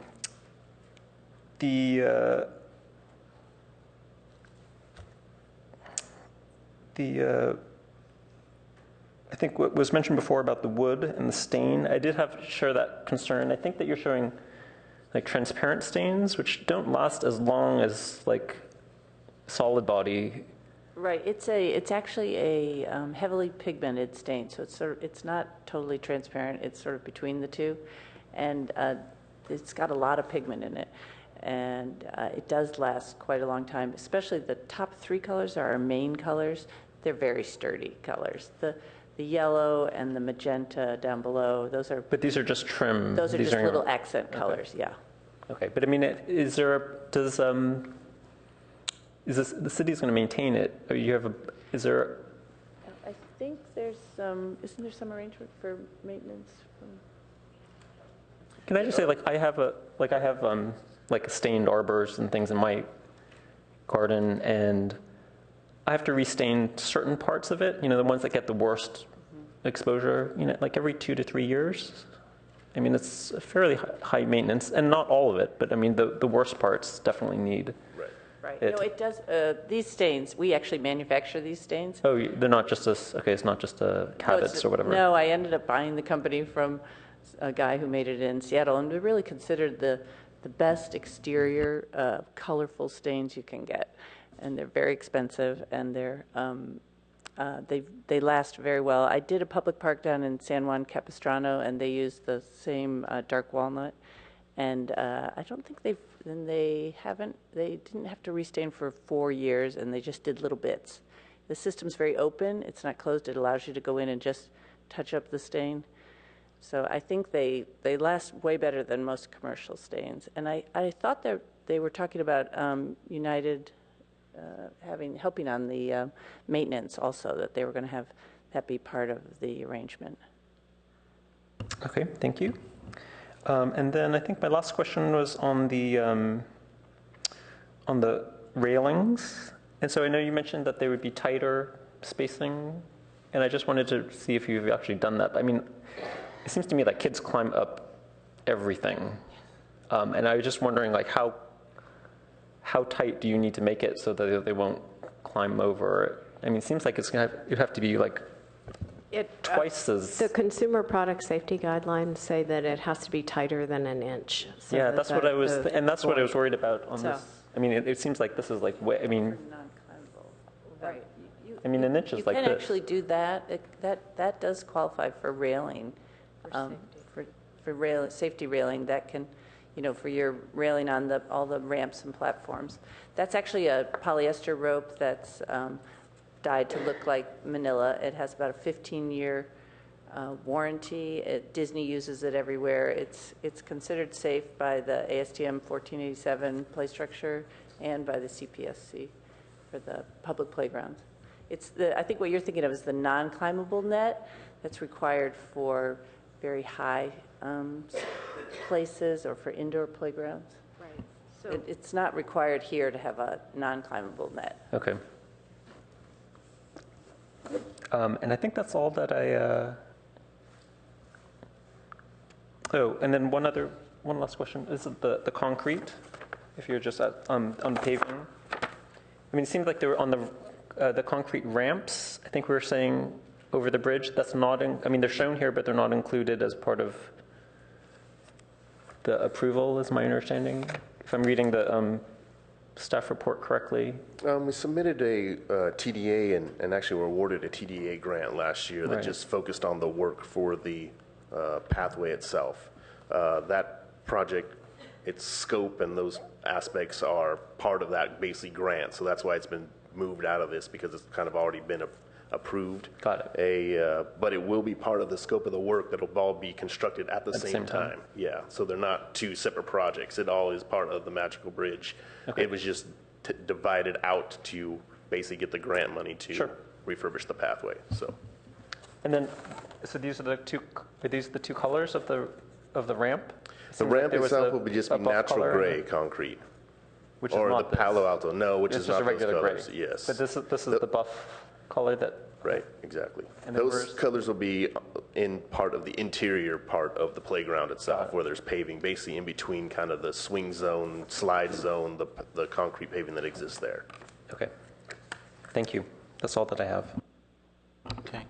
First of all, I want to thank you for coming back. It's been 2 years of, I guess, exactly 2 years thinking about this, and you've delivered. It's a very exciting project, and that's an understatement. It's truly a terrific project. It's been described that there are, I guess, 3 modern sensations: speed, height, and weightlessness. And I think you've delivered on the whole notion of height. It's really important in child development that kids be able to explore and see those things in order to be able to understand them, appreciate them, and be able to grow developmentally. So I think that this is particularly important, especially with those children that are disabled. If it's been my experience, and this is just purely from the parks that have been redeveloped in the downtown area, that these are actually magnets for children from other communities to come here. It's not uncommon to see children from Menlo Park, Mountain View, and even Los Altos coming to use our parks because they know that they're safe and they know that they're exciting. And I'm sure that this park will add to that, and then to have the accessibility aspect to it. I can definitely see kids from even further communities coming to use this park. So it's very exciting. It's terrific. I have a few minor, I guess, issues or questions, and one is lighting. You know that the parks are closed at a certain hour, sundown, but the truth is that people are going to be using this to come in and out of Palo Alto, get to the library. What is the lighting plan for this? The lighting plan is, I guess it's 2 phases. There's light fixtures that run along the bike pathway that illuminate the bike pedestrian path there, allowing access. Even though the park is closed, it still be illuminating the pathway enough at night for bike and pedestrian use of the pathway. The playground itself will have 3 separate more pole or area lights. Those lights are not meant to illuminate the area well enough for play, but illuminate the area well enough to look into the space for security purposes and reasons. The fixtures that we propose to use are the same ones that are being used for the Mitchell Park Library, basically, so we can match and have similar light pole aesthetic between the 2 kind of new developments that are there. So that's the idea with the lighting. And what about signage? We just, in the previous project, we had reviewed city signage. Is there a signage program for this park? We've located 2 signs, basically, one over each gate. And if we come back, I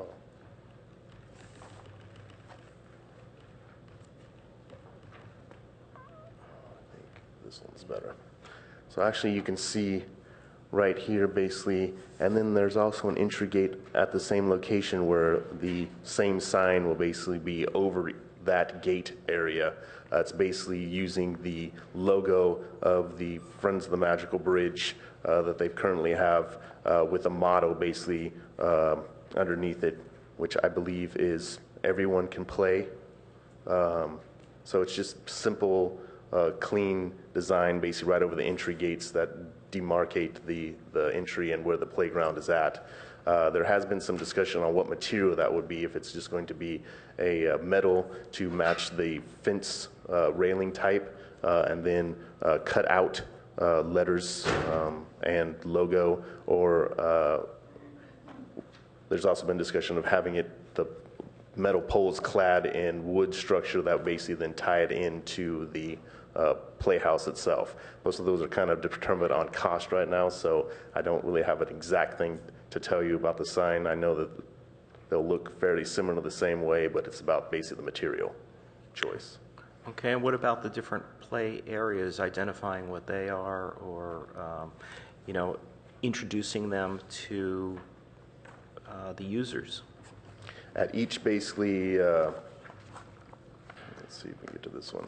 At each play zone, the retaining wall that comes around basically stands up and becomes a little pilaster. On that pilaster, there will be the name of what that play zone is, as well as a description of the importance or why those things were picked for that play zone, and a little braille sign as well that also allows to read about basically the play zone itself. So each play zone does have a signage basically built into it that describes the play intent of each area. Okay. And there is going to be a braille map of the entire playground, of 3D tactile map. So yeah, I think that's one aspect that needs further refinement and needs to be looked at more closely. I'm not a big fan of the how should we say, the arch sign. First of all, I think it's very difficult for blind people to use a sign like that. It's exciting, but there are other ways of introducing signage, and we do have a signage program for the city, or we're trying to get a consistent signage program. I'm not saying that this needs to be austere, like the library signage, but it needs to have a signage program that begins to play into what the city is trying to do, and how we go about organizing. And especially with the Mitchell Park Library, they have their signage program. For kids, introducing some whimsy into it, I think, is particularly important. The Children's Library does that in a very successful way. In some ways, maybe the signage for the park needs to be something that's tactile and something that people can touch and hold, and it almost looks like it's a play element, as part of the signage program. And also with each of the different areas, the way they're broken down, maybe there needs to be introduced there as well. I'm not telling you how to design it. I'm just telling you, what I think is lacking here. One thought that quickly comes to mind is you have this huge playhouse, and why can't letters be cut into the side of the playhouse as sort of window openings or other openings? Maybe that's a way of doing it, or applying, letters to the play structure, or incorporating them into the play structure in some way. And so I'm just thinking about that. Which brings me to the play structure. I like your play structures. I think they're interesting and they're fun. For me, I think it needs to be something that's more in keeping with Palo Alto, or Palo Alto style, or it needs to go completely the other way and be a play structure that's made up of different elements that are almost competing with each other, like a collision of different building styles. And what I'm, I guess, looking for is that architecture is so important to Palo Alto and to this board that in some ways it needs to be almost almost like an icon, or iconographic.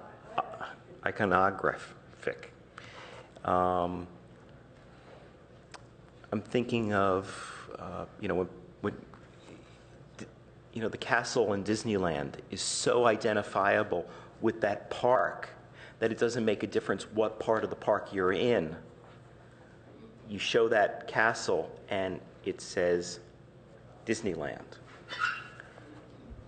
Is there a way to take the play structure and make that iconographic? Iconographic.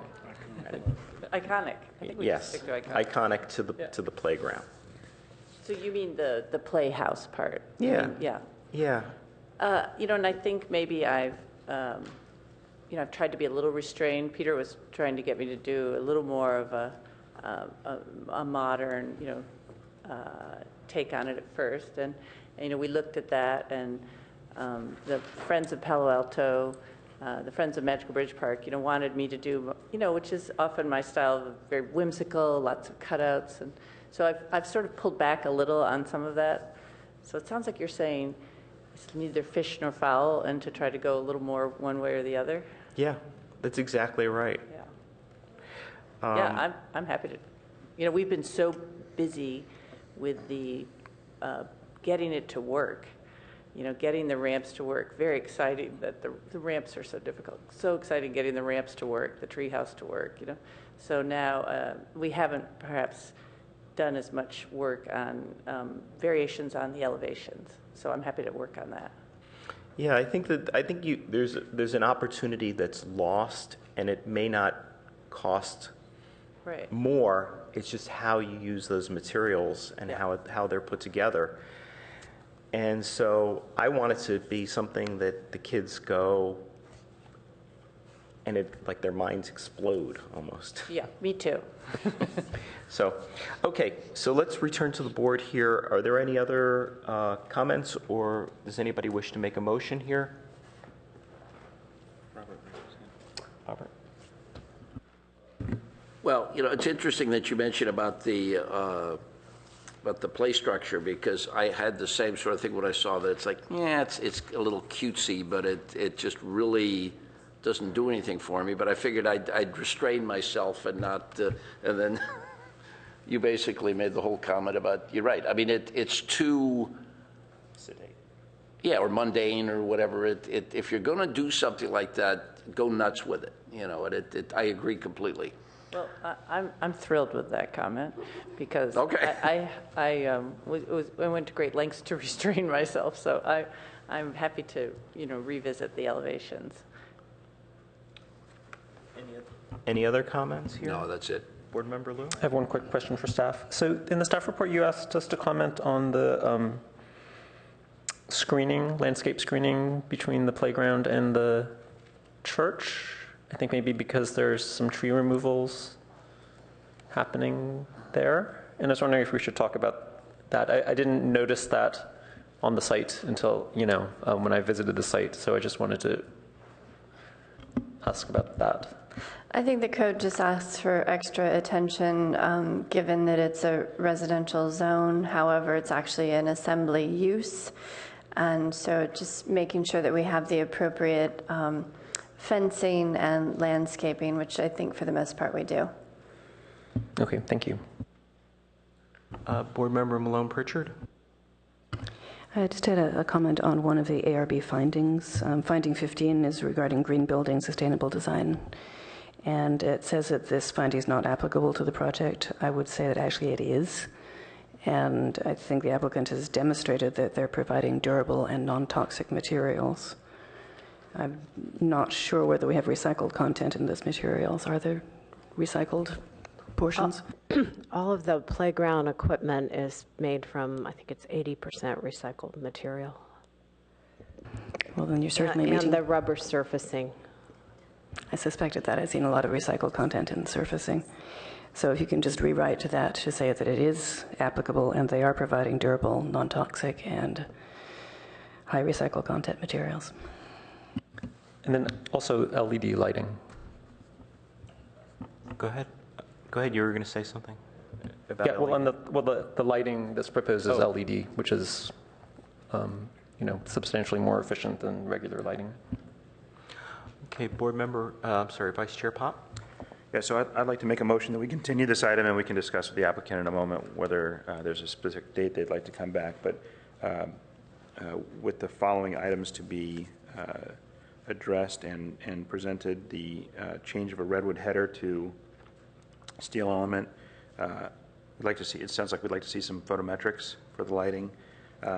Further explanation of the signage methodology and the design of that, and another look at design for the playhouse. Is there a date that you'd like to come back for that? Well, I'd like to note that the goal is to start construction in June That date is predicated on basically the school year being out and finishing the pathway work, so it's open in time for that. Our schedule would plan to be taking the park improvement ordinance and the agreement to the city council next month on May 19th. So if there is a way to do that before then we would very much like to do that. It's going to be a burden on our schedule of trying to get this thing built in time. I think that's doable. I'll second Board Member Pop's motion. We can maybe we can get you on for the next available meeting, since the items are incidental. That would be the May 5th meeting, correct? May 1st? May 1st meeting. And then with that, what would happen is that we would be able to make our motion approval or denial. Obviously, we're moving in the direction of approval. And then it could be, you know, the mitigated negative deck isn't finalized until... The ND would end circulation on May 16th. Okay, so we've got some time in there. So with that, I'm in agreement with Board Member Pop. I actually think, appreciate that, but I think I'm going to make a suggestion for an amendment to my motion where we approve the project today with the items that I mentioned to be returned back to the, can I return it back to the board for the Playhouse element alone? I think the three elements that you've identified should come back together and with the approval of the project, with recommending approval of the project. Yes, so on consent. Great. So let's do that. So I'll amend my motion to have these three items come back to us on consent calendar. And I'll support that. I have no problem with that. Any other discussion? Okay, with that, we will vote on the motion. You have your direction on the Playhouse. So all those in favor of the motion say aye. Aye. Aye. Aye. And that passes 5-0-0-0. Thank you very much.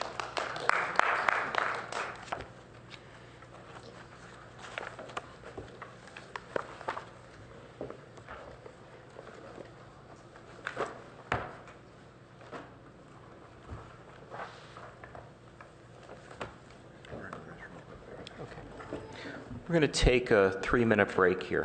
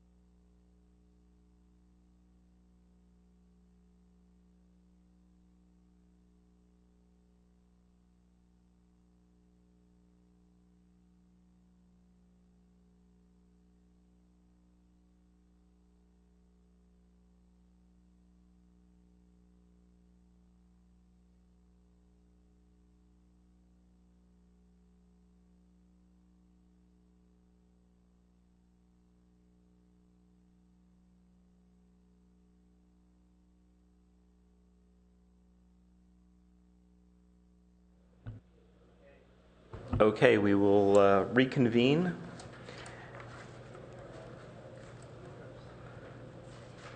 And we're moving on to item number 3, 261 Hamilton Avenue, request by Cody Anderson Wozni Architects for architecture review and Historic Resources Board review of a historic rehabilitation that includes the relocation of floor area from the existing basement to allow a 5,910 square foot addition at the rear of the building and establishment of an 1,196 square foot mezzanine floor for a net zero gain in floor area for historic resources located within the Ramona Historic District. The project is also includes a request for reclassification from a Category 3 historic resource to a Category 2 historic resource to allow the approved rehabilitation to generate 15,000 square feet of transferable development rights, zone district downtown commercial with ground floor and pedestrian overlay, that's CDC GFP. Environmental assessment exempt from CEQA per guidelines sections 15331, historic resource rehabilitation, and 15301, existing facilities. If staff would like to introduce the project, please. Yes, thank you. So I'd like to first begin by reviewing 2 key points of the project, and that's FAR and parking. The existing building has a full basement that extends under the sidewalk on both sides on the Hamilton and Ramona Street frontages. The basement is currently included in the building's FAR and is used as storage and additional workspace for university arts. The project includes the physical infill of the areas under the sidewalk and the conversion of the majority of the remaining basement to a parking facility. And that facility would provide 9 spaces as well as long-term bike parking. In the CD zone district, parking facilities, when located below grade, do not count in the FAR calculation. The FAR that is being eliminated from the basement by the infill of the sidewalk and the conversion to parking facility is allowed to be relocated above grade for an addition to the building. The proposed addition to the building is compliant with the CDC zone development standards and the allowable improvements to legal non-complying facilities. The existing building is over the allowable FAR and exceeds the 50-foot height limit. With the proposed changes to the basement, the proposed addition would not increase the degree of noncompliance of the existing building. There is no net gain in floor area, and the height of the addition does not exceed the 50-foot height limit. As described in the staff report, this site was included in the Downtown Parking Assessment District. At the time of the assessment, it was determined that the building required 151 parking spaces, and 7 on-site spaces were provided in the adjacent below-grade garage at 541 Ramona Street. Because the project is not expanding the existing FAR, no additional parking related to FAR is required.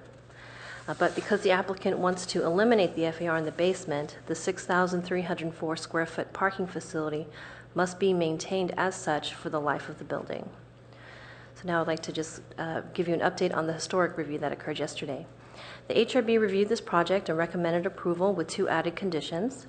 They recommended that the proposed awnings covered by the proposed awnings covering the 5 Gothic windows along the street frontages should be removed. And as I understand it, this is a project change that the applicant wants to do for the project, and the HRB was fully supportive of this change. And the final building color, the paint color, and awning materials will be submitted to our preservation planner for final review and approval. And for clarification, the conditions of approval included with the ARB report and those associated with the historic review with the 2 added conditions that I just mentioned will be consolidated into one final set of conditions for the project that will be forwarded to council. If you'd like to review the historic conditions associated with the project, those are included in the staff report as part of attachment F. And tentatively, we have the project scheduled for council for June 2nd. And now I'd like to pass it over to Aaron. Thank you.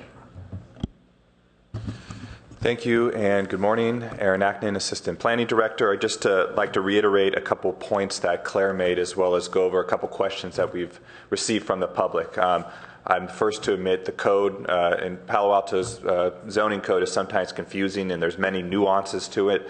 So it's something even after being here for a couple of years you need to study and take a look at. But what's the first thing, the main questions we're getting about this from the public is what is the grandfather buildings and what rights are entailed related to a grandfather buildings.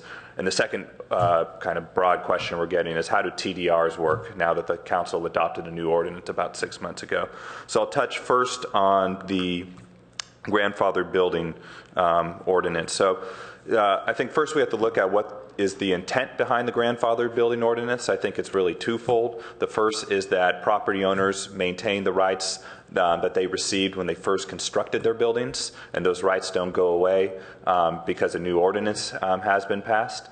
And then I think the second intent is also the preservation of historic buildings. If you give new property owners greater rights than those grandfathered buildings, there's going to be an incentive to tear down those older buildings and build new buildings. So in this case, there's really two reasons why it's a grandfathered building. It's taller than what's currently allowed under code, and there's more floor area than is currently allowed under code. When we take a look at this proposal, A, the building's not getting taller, and B, for the reasons that Claire specified, the building's not increasing in overall floor area. They're essentially transferring assessed floor area from the basement area up into the upper stories and making that basement area for parking. There is a statute that says the building cannot expand or increase over the building envelope, and that term building envelope has been the source of confusion and debate, and it's another one of those parts of our code that I understand why people are questioning it. I think it's important to go back to the point I made earlier is you do not want to deny grandfather buildings rights that current property owners have, or you would create incentives to tear down historic buildings and build new buildings. So in this case, we've, throughout the past 2 decades, we've always interpreted building envelope to mean the 3-dimensional envelope of the existing building as well as the envelope allowed underneath the code. So what's the 3-dimensional allowed underneath the code? In this case, the building fits within that envelope. And we do not interpret it to mean a sealed envelope around the existing building's outline, because in this case, everything that they're building would be allowed under the current code. So that I could touch on that further if there's any questions. The second relates to transferable development rights. The council passed an interim ordinance back in October of last year. It actually went into effect in December. It was not a moratorium, and there's a difference between those two. Under an interim ordinance, it is the law of the land right now, and any building that is approved under the law of the land has to comply with those laws. So in this case, any transferable development rights associated with this building would only be good for floor area, would not be good for parking.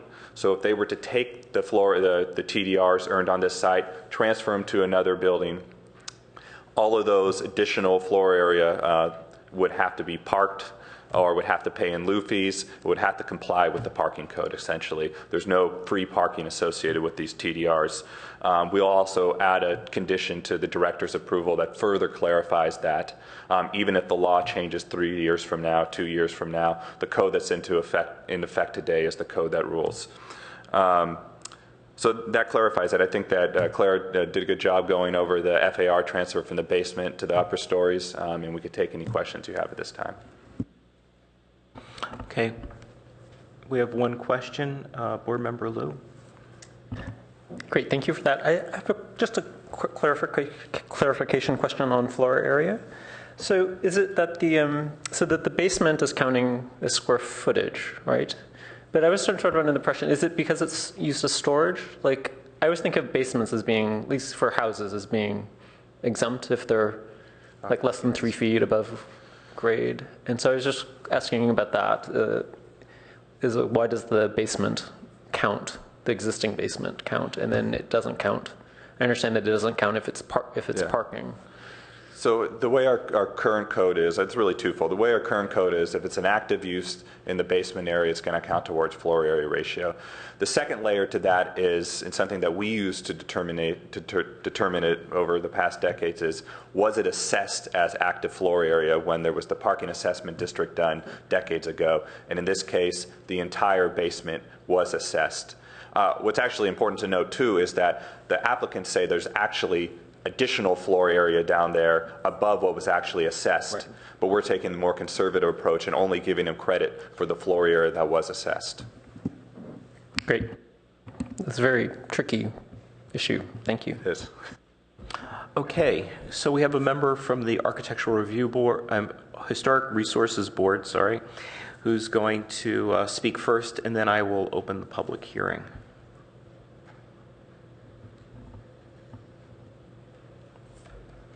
Good morning. I'm David Bauer. I'm a member of the Historic Resources Board. I'm here this morning to represent our board. As you know, we deliberated on this application yesterday, and I can tell you that we had extraordinarily strong support for the application. This building, 261 Hamilton, is one of the largest Spanish colonial revival buildings in the Bay Area. It is the biggest building of that type in Palo Alto. It's an extraordinarily important building in the Ramona Street Historic District. It is described yesterday as an anchor of that district, and it's the last one to be renovated. So this is a really important project from our perspective in maintaining and extending the life of this building for another 50 or more years. We were unanimous in our reclassification of the building from a Category 3 to a Category 2 building. That makes the TDR rights available to the applicant. And in exchange for that, the applicant has put forth a program that will remove a number of the changes made to the building in the 60s and 70s. These were negative in our consideration. They actually removed historic fabric, and they're going to put back quite a bit of the fabric, either in the case of the transoms above a number of the storefront windows, it's going to go back exactly as it was originally designed, and in other cases where their tiles, decorative tiles were removed that were unique to the building, they're going to use a compatible tile that is differentiated from the original so that you could one will clearly understand that this is not the original. The addition on the back of the building is critical to maintaining the historic character of the building. It is both deferential to the original, and it is distinguished by materials and by textures and colors so that it's very clearly not part of the original building and could in the future be removed without any detriment to the existing building as it now stands. We had a number of public speakers. For us, a number. For you, nothing. That were concerned about parking, about floor area expansion, about TDR transfers. We don't have that purview, and that's your lucky task of having to decide. But we were confident as a board that this project does move forward the purposes of the historic resources ordinances in the city of Palo Alto, that this building will be better for this project, and that consequently we were unanimous in its support. Thank you very much, Mr. Bauer. Any questions for Mr. Bauer? Okay. Thank you very much. With that, I will open the public hearing. I have four speaker cards. We'll start with Brett Van de Sand, followed by Nelson Buchanan. Oh, I'm sorry. I'm sorry, the applicant's presentation. Sorry about that. Thank you. You'll have 10 minutes. I don't get 15? Just kidding. All right. My name's Brent McClure, principal with Cody Anderson Wozni Architects. We're really excited to be here for this fantastic project, and thank you to city staff for a really thorough report, and to board member Bauer for really eloquently, I think, summing up a lot of the activities and discussions from yesterday. This building it's a remarkable building. The image up on the slide on the screen right now, we've got, sort of then and now shots of what it looked like at the top in the 30s, and you got this little model, I think it's a Cadillac in the left upper corner, and then shots of it today. So much of the historic fabric on the exterior streets that faces Ramona Street and Hamilton Street are virtually intact. As David mentioned, it's more or less at the ground floor area that changes have occurred. This building is the last in the Ramona Street historic district to be renovated, and it sort of, we think, acts as this gateway and this forms an anchor to that important piece of Palo Alto. It also has a tremendous amount of connections to the exterior, and we see it as this project has a great opportunity to provide a lot of public benefit to the exterior spaces, both along the streets of Ramona. It faces the City Hall building here across with this large plaza, and it also aligns with Centennial Walk, all important pieces of the job. We put together just a quick slide to give you an overview of all the things that we're doing kind of inside and out to sort of frame the context. In addition to the historic rehabilitation, we're doing a seismic rehabilitation and improving the building to current seismic standards. ADA upgrades. Right now, the building has virtually nothing that applies to the ADA as far as restrooms and elevators. And then life safety and exiting. There's some significant aspects of this building that we're looking to improve that I'll talk about in a minute. It's got the office renovation. And then the unique points that have been touched on already here, I think that this project is very rare in that we've got a private client who is looking to take the existing gross square footage floor area that's actually 41,000 square feet. And when we're done with the project, we'll have usable square footage of 37,000 square feet. So we're making the building smaller, and we're providing 9 new parking spaces within the basement is what was discussed, and will result in really an underground garage that accounts for 16 total parking spaces, as well as street tree improvements. Here's the site plan looking at the building along Ramona Street, as I mentioned, new street trees along this edge. Right now we just have the one tree over here in the front, and we're going to improve the streetscape along this edge, and maintaining retail space in and along the frontages of Hamilton as well as Ramona, and then providing new office space in the back with an entrance off of Centennial Walk. So with this new addition that we'll show you in a minute with the elevations, is to really enliven and brighten and kind of begin to complete Centennial Walk as it connects out at Hamilton.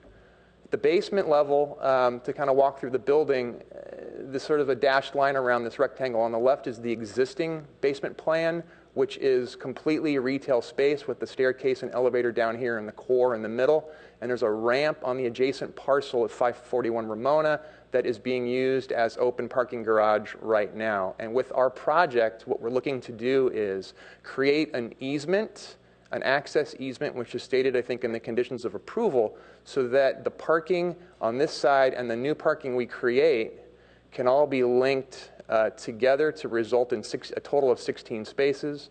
We've got restrooms and shower facilities to meet with some of the sustainability and green ordinances within the City of Palo Alto, underground bike parking down here as well, and this blue represents a modest little bit of storage.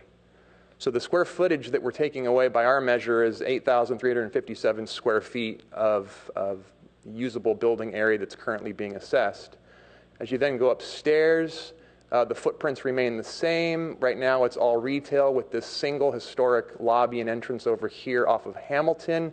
And then on this side, what we're doing is, part of the historic renovation is we're going to be renovating and pulling back the retail entrance doors to be more compatible with what was once done by Burge Clark, as well as with the addition on the back is to pull and recess that entrance in slightly with the door over here. And one of the key important points is adding a staircase off the back with the addition to give us fundamental life safety to this building on how you exit the facility. The mezzanine plan on the left, as what was touched on, the blue spaces is what's existing. And right now we're going to recreate the mezzanine, but it's just going to be a modest little bridge, so we're reducing the square footage here. As you go upstairs to the second and third floor, this is where the addition starts to show up in plan. On the left, the Birch-Clark building forms this L-shaped structure with just the single-story piece in the back. So right now you're looking at the roof plan here, our lobby core that's existing now. You've got an open 4-story stair that's just open to all floors. And in the knuckle of the L is a fire escape that connects down back in over here. No exiting over here because you're on the roof, and no exiting out here because you're right on top of Centennial Walk. And so with the addition on the second and third floors of adding the square footage listed here, we're able to create a second fully fire-rated staircase to provide critical life safety to the building. As you go up to the fourth floor, what we're looking to do is the addition stops at the third floor, and then we have an enclosed roof, an enclosed mechanical well over here that you'll see in the elevations, and then a roof terrace so as that the addition, as David mentioned, does not compete with the original structure of the building. Here's just a quick summary that we had, and it's very consistent, I think, with what was in the staffing report, so that the total square footage change from a gross square footage to the new proposed usable square footage after we remove the parking and create the parking in the basement makes the building 4,436 square feet smaller. We're adding 7 parking spaces to bring a total of 16 on site and 15 bicycle parking. And as I think what was stated was, regardless, my client still pays completely into the parking assessment district. As far as the life safety, I think I touched on this already. Here's a couple of shots. If you're to get out of this building, right now on the third floor, you have 2 choices. Either you make it to the fire escape right here, which is on the roof at this location where the hand is. This is looking down into the fire escape. You look directly into where the 4-story connecting existing staircase is, with absolutely no exiting here and no exiting here. And so by doing this addition, we're significantly enhancing the life safety of this building, as well as creating ADA cores and the fire sprinkling the building, as we talked about here on the second floor. All right, so on the exteriors, what we've got is we were really fortunate to have the original, from the Stanford Archives, the original Birch-Clark drawings to pull a tremendous amount of information from. The historic fabric is, as I mentioned, is clearly intact as far as the clay tile roofs, the loggias at the top, the steel decorative windows, and the balconies and the railings. We're going to be maintaining all of that fabric, and we're going to be refurbishing, removing the glazing on the windows, bead blasting the frames to remove the rust in the paint, refinishing those, and installing single pane glazing. Similar approaches with repairing and refurbishing the decorative balconies. And it's at the ground floors primarily is where things begin to fall apart, as David mentioned. The dotted areas are the ones here are original to the building. However, everything else has been filled with aluminum and these awnings and canopies. There is some historic tile that's left, and some of the spindles at the OG sort of cut arched transoms remains intact to pull from. And so as we look at on the Ramona Street elevation, the drawings in front of you have canopies that were over these 2 Gothic arched windows, and as what was stated, we really want to remove those. Reconstruct these transoms, refurbish and restore the upper floor facades, and then construct. We've got awning boxes here at the front, so we'll have projected awnings, and then expose and open up the wood spindles that we will recreate that's in clear alignment with the original Birch-Clark drawings. As you go to Hamilton Avenue, there's a very similar approach. There's this varied style and elevations of the arches. As you come to the middle, the massing is sort of broken up into separate pieces. As you get to Hamilton, similar situation. And then our plan here is to construct the following varied openings as well, with some decorative ironwork in and around the original doors. Here's some of the tile that was mentioned with David. We're going to have the transoms reconstructed and then have historically compatible tile. As you work your way around to the back of the addition, though, this is where the building begins to sort of fall apart. You can see as you look down Centennial Walk, I'm seeing the yellow lights on, so I'm going to go a little bit faster here. Here's where we are with the addition. Our approach to the mass is very similar to be contextually compatible with what Birch-Clark had done as far as breaking the single-story elevation in this mass into these 3 distinct parts, creating larger glazed openings. Can you I can wrap it up in like 1 minute. Great. So that we've got the more storefront shape, so that it's, it echoes of the current time with the balconies. This talks a little bit about how that massing occurs, so that we're very, we're compatible with the existing building, but being distinct and separate from what was clearly there. Here's the elevation shot as you look over the top and down Centennial Walk with the back of the staircase. So you still see differentiated tile that's not going to look the same as what's up at the top. Here's a shot of what the rendering would look like from, so that we're bringing these balconies in to enliven and really brighten and warm up the Centennial Walk itself. And here's some before and after shots that show, what it looks like today on Centennial Walk and what it's going to look like when we're done with the project. And then looking back again, having this building here at the end, it starts to lead your eye and really pull you into this really important sort of public asset of the space. And then we can save this slide for questions because this talks about the Centennial Walk plaques itself, which is sort of outside the boundary of the project. Thank you very much. Okay, with that, I will now open the public hearing. And we have Brett Vandesand, followed by Nelson Buchanan. And you will have 3 minutes. Okay, thank you. Good morning. First of all, I represent Inspire Real Estate Holdings. We own the building on the corner of 250 University Avenue on the corner of Ramona and University. We also are in an alleyway and maintenance agreement with the city of Palo Alto, and we're responsible for maintaining the Centennial Plaza alleyway with infrastructure and maintenance and what have you. We do not have any, we are in support of this project, but we do have a couple quick concerns. I did give some paper out. What we'd like to do is look at the entrance off Hamilton into the alleyway. You'll see a medallion. This is a brick infrastructure with a metal medallion in the middle. It's been posted in the past by the city as a hazard, slip hazard. When it gets wet, people have tripped on it. We would just like the architect take the opportunity to maybe use this as an opportunity to redesign this medallion and then have that incorporated into the project. And then with the ARB's approval, then we could take that in future and spread it out to the other 5 medallions that still need to be replaced. But this is an opportunity for us and the architect to possibly just redesign, and with the ARB support, to kind of redesign this medallions that need to be done and eliminate this hazard. The other item that we have is related to the, we saw in the documents relocating some of the plaques. Some of it were to hang on our building, and we just are kind of opposed to that. Number one, we're an EFIS building, and structurally we don't think we can handle it, and our walls that they proposed were small, as well as one was curved. So there are a couple other ideas in there that we think would be better, but our building we just don't feel is a good spot for those plaques. Thank you. Thank you very much. Nelson Buchanan, followed by Doria Suma. I'm Nielsen Buchanan. I live at 155 Bryant Street, which, as you know, is one of the bike boulevards. Also want to point out that Bryant Street from the creek to Embarcadero is the best I can calculate is the largest commercial parking surface lot in Palo Alto. And that's primarily the reason I'm here, is the whole parking intrusions into the neighborhoods.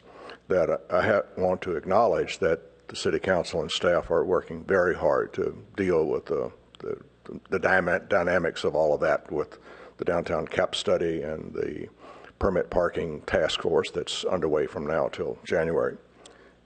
Frankly, that couldn't be much better, as difficult as it is. First comments is that the notification process and the short notice between announcement of agendas and whatnot really does not conducive for citizens to be informed. In fact, it results in us being kind of more uninformed and hysterical.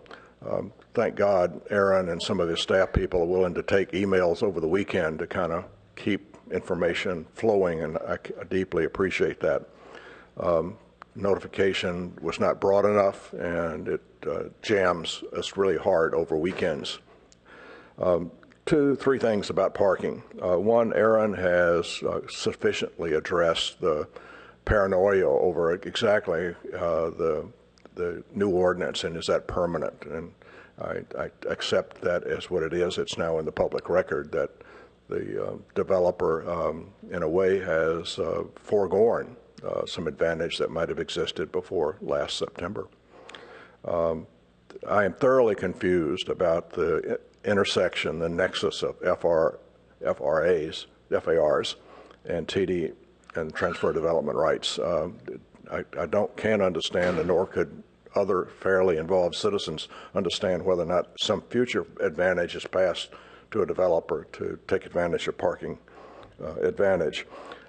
Final point is that Aaron just explained the mathematics of the building getting bigger or smaller, and that too has defied my ability to analyze. When I step back, it's almost impossible for me to imagine that there are not going to be more people requiring more parking in that wonderful new building. And that, unfortunately, just isn't addressed by current planning policy or techniques. This is the best project I've seen on Hamilton Avenue in terms of parking. If you want to see a horror story, go to the Epitome Hotel, go to 240 Hamilton, and sit back and think about the negative parking impact. If permit parking goes in, it's no longer the problem of the neighborhoods. It then becomes the problem for all the property owners and merchants downtown. Thank you. Doria Suma, followed by Jeff Levinsky. Good morning, Doria Suma, Yale Street. Thank you for letting me speak, and I want to start out also by thanking the applicant for proposing to preserve this very important building. But I did have some concerns, and they're based on the Secretary of Interior standards stating that additions to historic buildings should be recessed, set back, and or subordinate to the original building. So I have concerns along Centennial Walk. The balconies protrude past the existing historic building, and in addition, the building face of the stairway tower is on the same plane as the existing building, which would not be consistent with subordinate. As to the decorative tiles that are to replaced on the old building, I think that a similar tile could be made or manufactured as opposed to mixing in the tiles they would use on the new portions of the building, which aren't consistent. I'm also a little concerned about the height shown on Centennial. It'll look lower there, but I'm concerned as you're walking up towards the building on Hamilton, it'll actually look taller than the original building. So those were my main points. I also just wanted to reiterate how important this building is. It's the last building in the Ramona National Historic District to be redone, and so it's very important to maintain the integrity of it. And one other thing that came up at HRB yesterday, which the applicant and HRB members had a conversation about and the applicant agreed to, was the importance of using the right kind of non-reflective glass. So thank you very much. Thank you. Jeff Levinsky. And if there are any other speakers, please submit a speaker card now.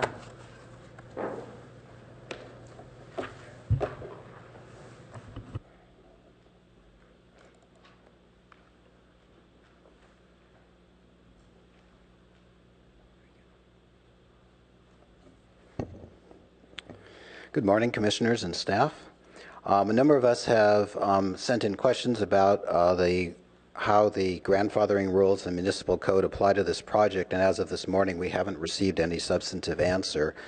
So let's look at the actual grandfathering code. First of all, this was passed by the City Council just about 21 years ago. And in order to allow oversized buildings like 261 Hamilton to be repaired and remodeled and not deteriorate, the council struck a compromise. It said, as long as you don't make your building even bigger, we'll let you repair and remodel it. And here's the actual code that they put in place. It says, nor shall such remodeling, improvement, or replacement result in shifting of building footprint or increased height, length, building envelope, or in any other increase in the size of the facility. Now, we think the staff report misinterprets this code in two ways.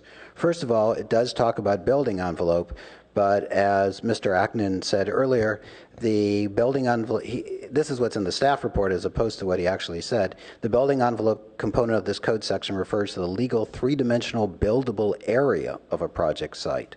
That doesn't make any sense when you look at the code, because remodeling a building couldn't increase the buildable area of the site. Here's what, but 21 years ago, they knew you'd be confused. So they actually put into the ordinance a definition of what envelope means. And it says that the envelope of a building is the three-dimensional spatial configuration of a building's volume and mass. In other words, they said you can't increase the building's volume or mass. Before you today are plans to add an entire wing of about 6,000 square feet. So that would clearly increase the volume and mass of the building. But if we go back to the actual rule here, there's something else in it. And it says it prohibits any other increase in the size of the facility. And perhaps you chuckled when seeing this, because the council was anticipating that clever architects, and there are a lot here today, would invent some other way to enlarge the building. And the council is saying, no, no, no, you can't increase the size in any way. Unfortunately, these words about increase in the size got omitted from the staff report given to you. Everything else got in, but those words were omitted from the description of the grandfathering rule. Even if you decide building envelope doesn't mean what the code says it means, that's still a way of measuring the size of the building. And so, again, the building violates the grandfathering code. I don't think this is a death sentence for the project. There are ways, whoops, well, I'm done. Just wrap it up, please. Okay. I was going to say that I think you can find a way to allow the owner to expand the value of the building and preserve its historic significance without violating the grandfathering rule. Thank you very much. Thank you. I have one last speaker card here, Roxy Rapp. If there are any other speakers, please submit a card at this point. You'll have 3 minutes. Thank you. Roxy Rapp, 265 Lytton. Let me start off that I was the original developer, me and a team, partners, for 250 University. And that's the main entrance to Centennial Walkway. And if you go back into history, that corner was Crocker Bank. And it had a big, huge blank wall along Ramona Street. And then it had a parking lot behind it. Ramona Street business was kind of dead in those days. The big street was Waverly and Bryant Street. And one of the things that I learned in retail is to draw people down the street, you need windows, excitement, movement, and something of interest to bring you down. And so that's when we designed 250. We decided to put the shops opening up onto Ramona Street to draw them down. It's been very, very successful. And at the same time, when we were doing Ramona Street, I was in the retail business, and I had clothing stores and shoe stores. My wife and I would go to Europe 4 times a year at least. And one of the things I loved about Europe was the alleyways, the use of the alleyways for restaurants, the entrance into shops. And it was very nice to be able to sit outside when the weather was great. And so I came up with the idea of doing this Centennial Walk, and let the restaurants fall out, because as you know, there's a lot of restaurants on Ramona Street. And at that time, I forget the name of the restaurant, not 42nd Street, but where 42nd Street is, fell out there. It's probably on my bucket list before I go. I would like to make that more successful. I feel that it is not successful the way it should be. And one of the things I want to do is to clean up the alleyways and make it more inviting. And one of the things that we did in this building University Art Building, is why we put the windows in, the balconies, is to show some interest, to pull people from Hamilton down into the alleys. And the plaques are not going on 250, they're going on the old Conan and Chrome building, JF Banks building, Patrick's building on the side there. Not all the plaques, just 3 of them will be there. And what's so great about that, you'll have, because there's so much traffic on University Avenue, as you're walking down, you'll see a sign and be able to go and check out the plaques and maybe go further on down the alleyways. In regards to the slipping... Can you wrap it up? Sure. Thanks. In regards to the slipping of the design of the entrance to the alleyways, I wish he would have brought that to my attention when we did 278, but we are going to redo the entrance on Hamilton Street to the alley, but we'll look for maybe some material or something that we could coat it with that it won't slip. I didn't realize that was a problem, but we redid the one at 278 Bryan Street. And thank you. Thank you, Mr. Rapp. Okay, I will close the public hearing, and we will begin with questions and comments. Board Member Malone Pritchard. Thank you for bringing this project forward. I was very pleased to see the improvements you're making to the street frontages on Hamilton and Ramona. And I'm very much in support of what the Historic Resources Board asked with regards to the Gothic windows. That was actually the first thing I looked at, is why are they keeping those awnings there? They're terrible. And I see HRB wants those taken off as well. As far as the floor area, I did look at what you're doing and what the sort of grandfathered rules are, and it's interesting that the grandfathering actually specifically talk about not increasing the footprint of the building. And I see that if you look at the first floor plan, you're actually decreasing the footprint of the building somewhat. So I feel that what you're doing is very much consistent with the zoning ordinance. And the fact that that basement floor area in the CD zone has been counted as floor area and has been assessed as floor area for many years, it also supports what you're doing. So I don't have an issue with your floor area or your parking issues. Regarding the addition in the back, I see that you have a roof garden up there. Is that for the office use? Maybe somebody can come up and speak about that. Yes, it's a patio for the fourth floor tenants. Did you look at all about having more of a visual connection to the alleyway with that? It looks as if it's sort of hidden behind a tile roof, but I couldn't tell from the drawings. Let me...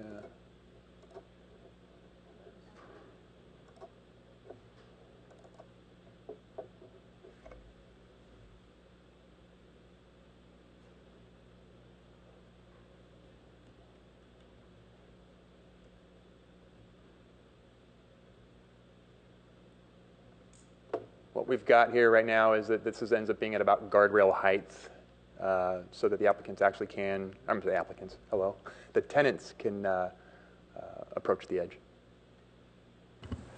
That's great. And is that actually permanent planting I'm seeing there? I believe, yes. Yeah. So I would encourage you to do something with that area so that it actually is perceptible from the alley below as a usable space. So whether that be bringing the planting forward or umbrellas or something. What I'm interested in really is what Roxy Rapp said, is enlivening that alleyway. I think we'd be in support of adding things to further enliven even that the top floor. Great. And then didn't really see any information on how you're going to be detailing this addition.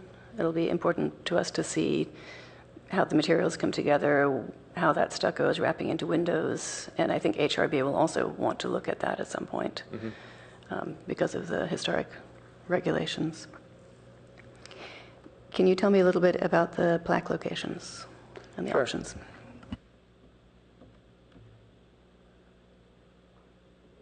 In concept, what we're looking to do is take the existing plaques that are run the length of our building and relocate 3 of them, as well as the main marquee, to the opposite entrance off of University Avenue, where the archway comes in. We talked about before, so you'd have the 3 plaques here. This is photoshopped onto the Joseph Banks building, and then the 100-year sort of centennial marking the walkway. So that would be located at this edge here, still maintaining the 3 plaques over on this edge here, so that these begin to form sort of a gateway into both sides of Centennial Walk. The idea that that's shown on these drawings, on this image here, which I think is also included in the Cent, and it was just our idea of suggesting maybe to the city, and it's sort of outside the scope of the project, is that if you were to continue to further develop Centennial Walk and enliven that space to draw more people in, is that you could possibly consider other types of plaque locations, you know, down the middle, but that's really outside the scope of this project. And I'm not sure who the property owner is on the Joseph Banks building, but is that an acceptable location to them? Have they been approached? My partner is talking to him. Sure. So I hear that there is some discussion going on. Yes. So that struck me as a very good location for that plaque, if the owner is amenable to it. Thank you. That's all I've got for now. Vice Chair Pop.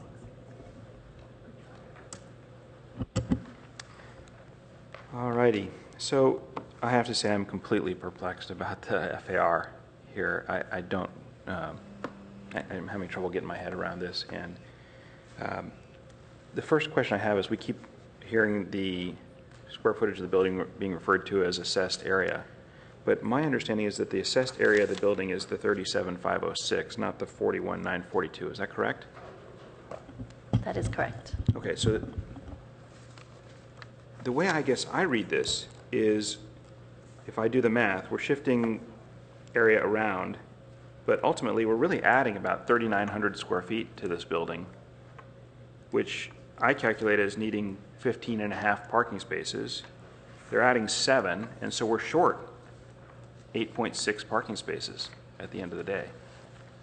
And I'm not looking for an answer to this right now, because I think there's a lot more that's going to have to go on with this before we can get past this. But I mean, it's pretty clear to me that the basement area that was storage is becoming viable office space now. And in consideration of all the concerns we have and the heightened sensitivity to parking and all of these other things, we need to be very clear about what is current area that is assessed, what was beyond that that wasn't assessed and wasn't being parked previously, and what they're essentially adding now that needs to have parking provided for it, and the quantity of that.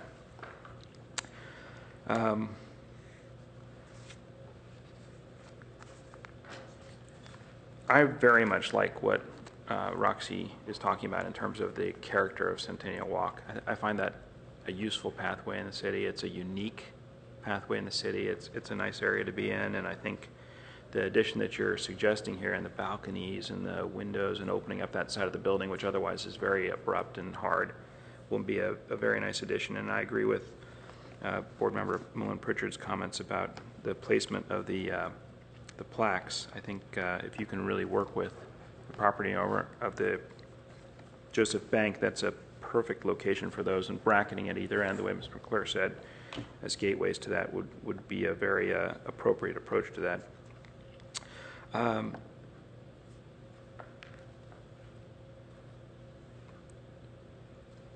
While I very much respect the comments that we heard today from the HRB, and Mr. Bauer's comments were clear about that, I'm a bit concerned about the character of the addition, and I wanted to just maybe ask staff if they could illustrate a little further. These elements usually match, or they're distinctly different, and this one feels like it's close but not the same. And so, was there a discussion at HRB last night about that, or was there a period of time where that was discussed? Claire and myself weren't actually at the HRB meeting, so I think the architect could probably best answer that. Great. Sounds fine. Part of the importance of getting this project approved is that the client is, pursuing national and state or federal and state tax credits, and so getting and maintaining the historic approvals through the city is going to be really, really important. Part of the Secretary of Interior standards talks about, as you probably are aware of, is the importance of compatibility and differentiation with additions to new buildings. This building is really, really, as we've heard from several, an extremely prominent building by Burge Clark. It's part of the entire Ramona Street district, and it's bound on both sides, kind of fits within a knuckle. And so what was discussed yesterday, I think, was looking at fenestration, looking at openings, looking at massings. How are we compatible with the original design by Burge Clark so that it is seen as fitting in and part of that building, yet still what are the characteristics that then differentiate it from the Burge Clark building so that it's not like a green pair of pants and a green shirt that don't really go very well together. So that was discussed by having this mass recess back so that it starts to kind of fall away, so that on Centennial Walk, the end elevation really sits proud and prominent of the Burge Clark building. And that even though the balconies project out, we're looking at having simplified railings that have a slight, twist to them so that they don't look, or they're not copying necessarily the balconies and the railings in the Burge Clark building, but echo some of the aspects of today's time. And then the glass itself as well to kind of open the building up, but yet have some proportionality that is similar to the adjacent building. I don't know if that answers part of your question or not. It does. Thank you very much. I think that's the general questions I had now. Did you have a question? I might have missed an answer to your question. I'm sorry if it's okay to talk right now, but about the finishes as well, differentiation there is that, right now there's sort of a slightly mottled, texture to the stucco. It's painted, and so we're going to be differentiating that mass as well with this integral colored steel troweled stucco so that you'll have some slight differentiation with the color finish as well. And that and there's a sample board that I think was circulated around is that the building will be repainted of the original Burge Clark building. Board Member Liu.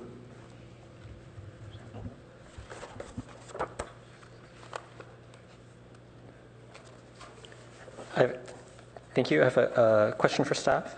So in the grandfathered code provision, I was wondering, did planning staff review all of that with the city attorney's office, and have they reviewed all of Mr. Levinsky's?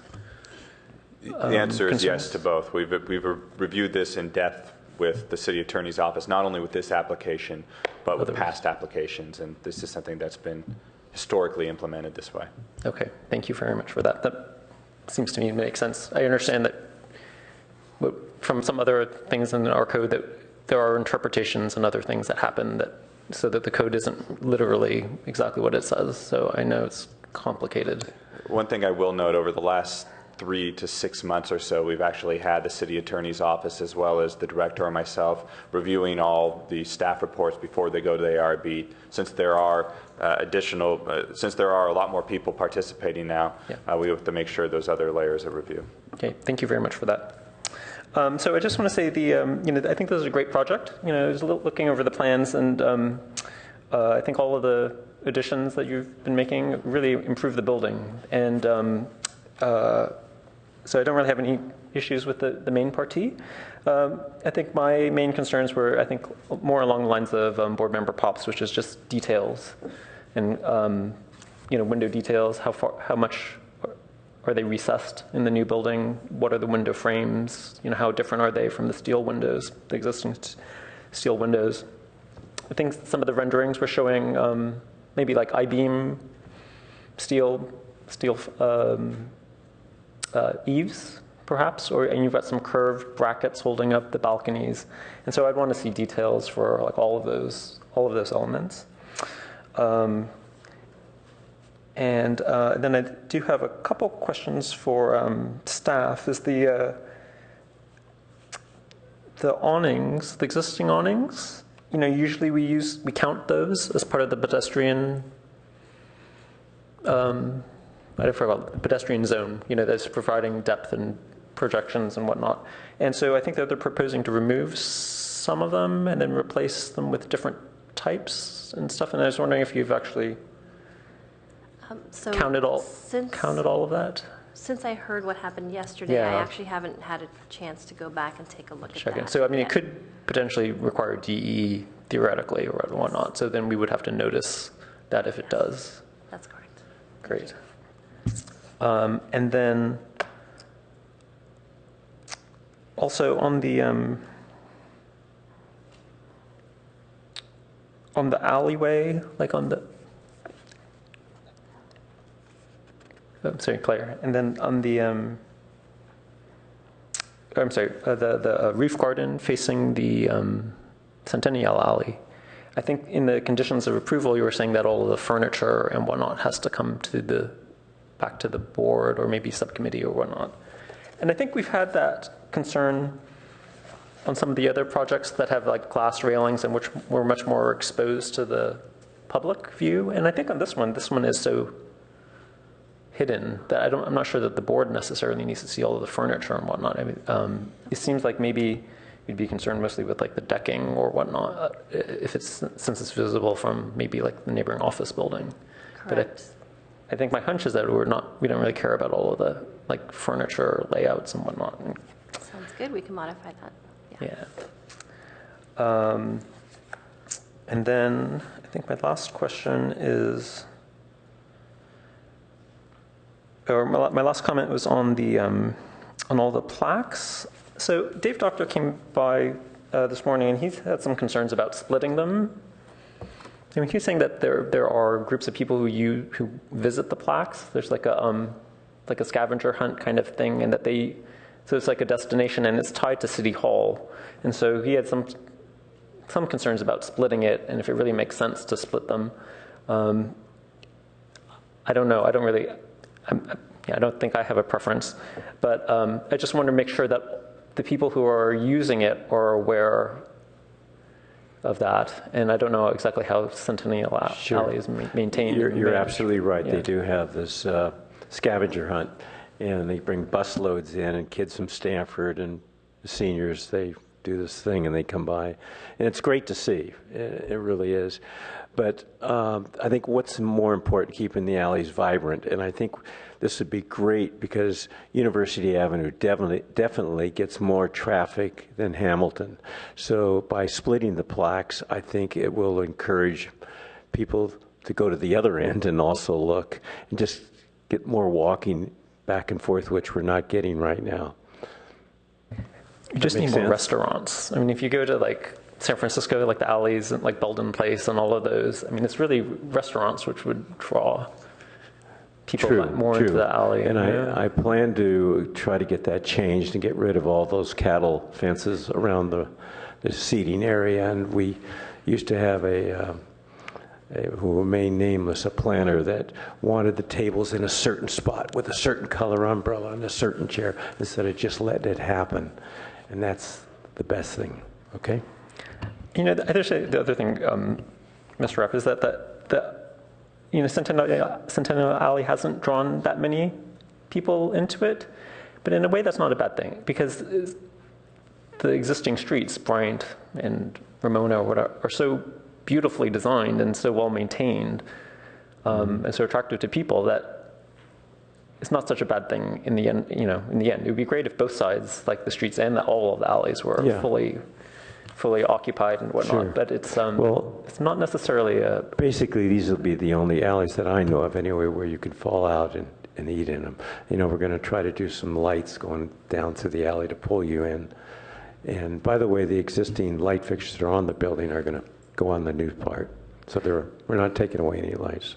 Got it. Oh, and that was my last question actually. Was the so all the Centennial lights, the building mounted lights, how does that factor into like the historic review? I guess maybe this is a question for staff. They were fine with it. We're taking the 2 lights off the other area and just moving them to the stair tower. Is the issue is it doesn't affect the integrity of the building? Like they could be removed if ever need to be in the No, future? those were just added. doesn't matter? Yeah. Those were added when I built 250 University. Great. Oh, and this was actually my last one, is that the last question is also the, I think there are a lot of new lanterns being shown on the alley side, and I think we need all of those cut sheets. Yeah, we'll come back to and I think generally, with the details, we'll have that for you. yeah, and actually just generally, it's like having more hidden, for the new portion of the building, I mean, I think having more hidden or down lighting is preferable to having like lanterns that shine outward in all directions. I understand. Yeah, especially since there's a building right across the street, right across the alley. Okay. Board Member Guyer? I'm sort of, I don't know, stuck on this project in that I like the concept, and I think it does a lot to enhance the building in the sense of making it a more viable and usable building. But I still have a hard time with this whole concept of the FAR as far as where you're taking storage space in the basement, turning it into usable office space and expecting that there aren't going to be more people and more parking associated with that. You know, those two are not comparable. As far as the, I just have a couple of questions. You mentioned, as far as for the architect, that you said that you're taking off the awnings on the various elevations, yet here under the proposed south elevation and the proposed east elevations, you show those sort of half-dome awnings. Now, are those there or not? The drawings before you have been superseded by yesterday's discussion at the HRB, where the HRB and so us they as are going to be applicants have removed. the awnings. So the only or awnings they won't that be will, there then. right? Okay. It's only the ones with the awning boxes that project out. Right. I don't have a problem with those. I'm just not a big fan of fabric awnings as architecture. Going to the actual, one of the speakers did make an interesting point, and I haven't read the grandfathering clause exactly, but when it says building envelope, but it follows the three-dimensional volume of the thing, it doesn't seem to comply with this. I'm not saying that apparently the city attorney's looked at it and doesn't have a problem with it. It just seems that if you're talking about the three-dimensional volume of the building, it's been changed. Going from, you can't say that a building doesn't look bigger, or I should say just because the FAR is the same, that a building, if you add this much bulk to it, isn't going to look bigger than it did before, which automatically makes people assume that there's going to be more people, more parking, everything else. Now, we don't deal with parking here, but I'm just saying the perception that people have. Could I comment on that? Sure. From a perception standpoint, I would say that right now the basement is designated as occupiable space, and the mezzanines are designated as occupiable space, and so those could be. I've heard discussion today about it's being used by University Art today. It can be used as storage. Storage. How intense is that use? The use can change, and there's nothing that says that you can't put more people down there today without having to do anything. And so this project has a 41,000 square foot gross floor area building. And when we're done with this project, we're going to have a smaller building. So I understand that completely, but that's why I use the term perception, because something underground people don't see when they walk by. 2 additional floors and a big addition on the back, they see. So, I mean, I'm not going to sit there and I'm just throwing out my opinion on that. As to the addition itself, I'm well aware that it shouldn't mimic, or I should say exactly copy the other building. I don't think that's ever beneficial. The only problem with this particular addition is I just don't think it really does anything to the quality of the craftsmanship or the perceived craftsmanship of the existing building. Things such as the windows on the ground floor, which I think are great, especially the enhancement of the alley. I agree with all my fellow commissioners here or board members that helps a great deal. But the intricate shapes of some of the larger windows on the other 2 elevations aren't reflected here. Now, that doesn't need to be an exact copy, but I think there needs to be some sort of at least I don't know, a similar concept that reflects what is being done on the other two elevations.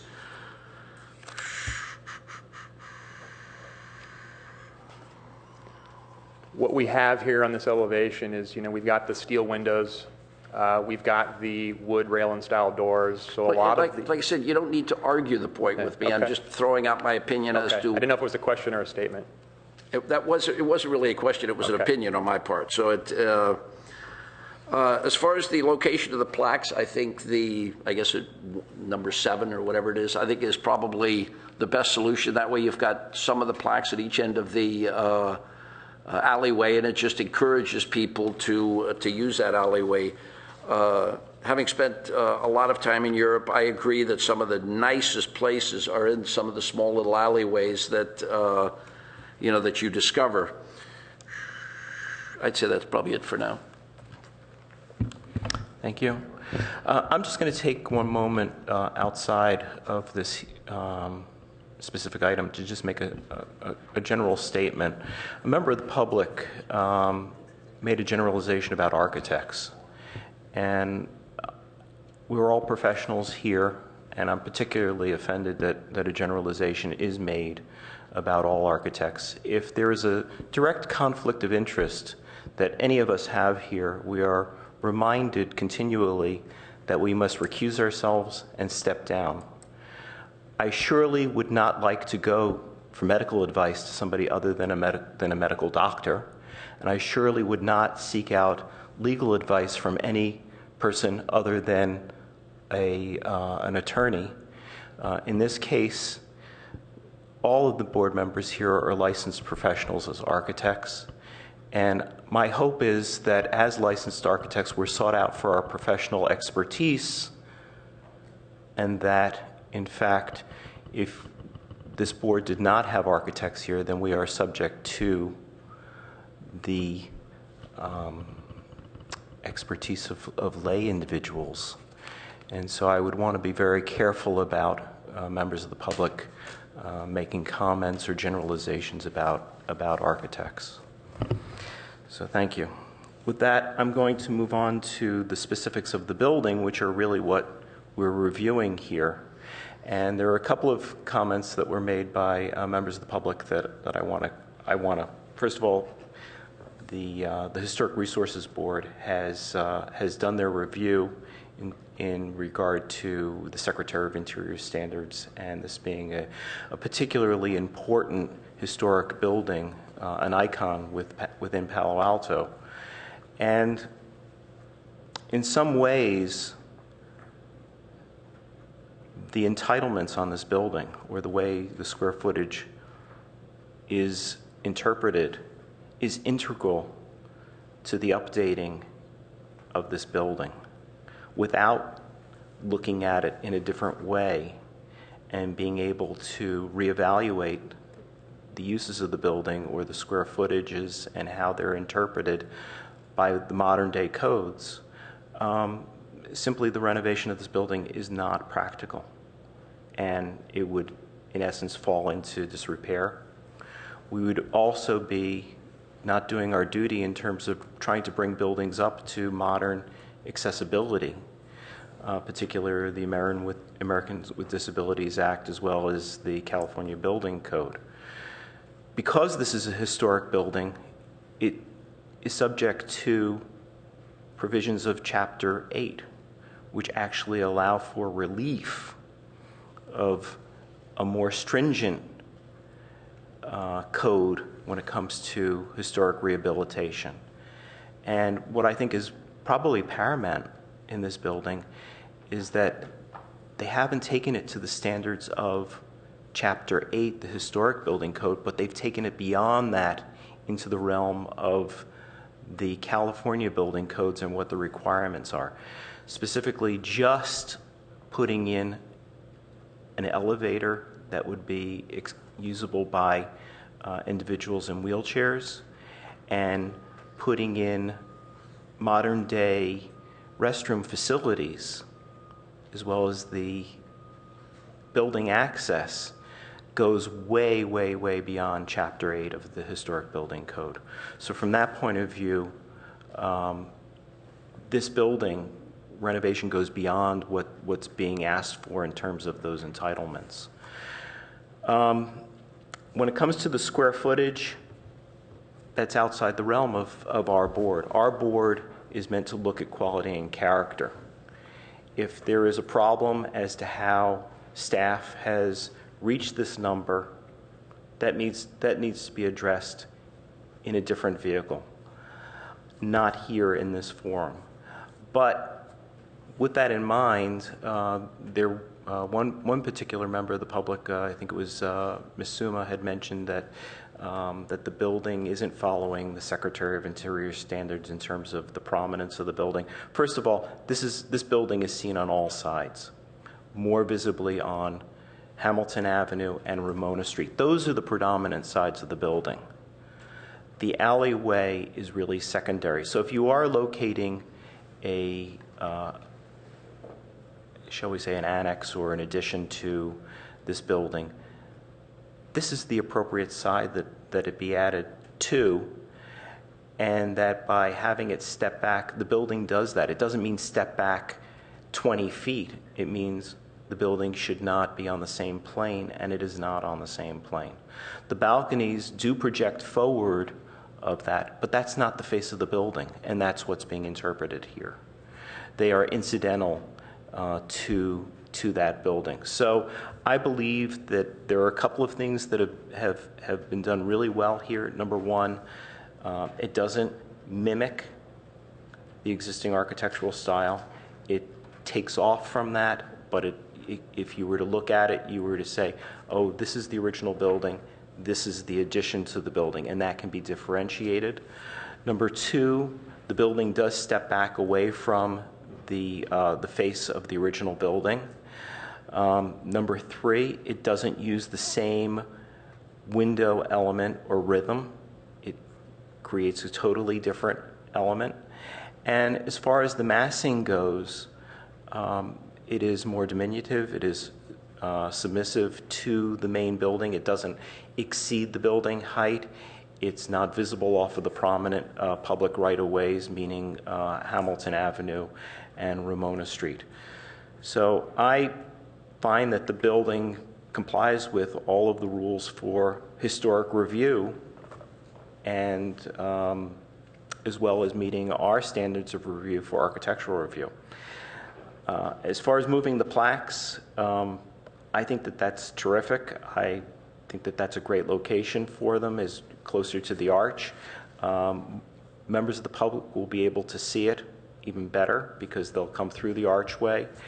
And I'm in support of what Mr. Rapp had said earlier with regard to public right-of-ways in Europe and streets and mews, that right now there's something lacking from the Centennial Walk. It's a little austere. It doesn't have a beginning and an end. The archway does help with the beginning. The Plaza Ramona building with its large archway helps with the beginning. I think the areas of where the Centennial Walk falls apart is the side that faces City Hall, as well as off of Bryant Street behind Mr. Rapp's new building. And Mr. Rapp, you being the master of the sidewalk, I'm sure that you're going to get the sidewalk right this time.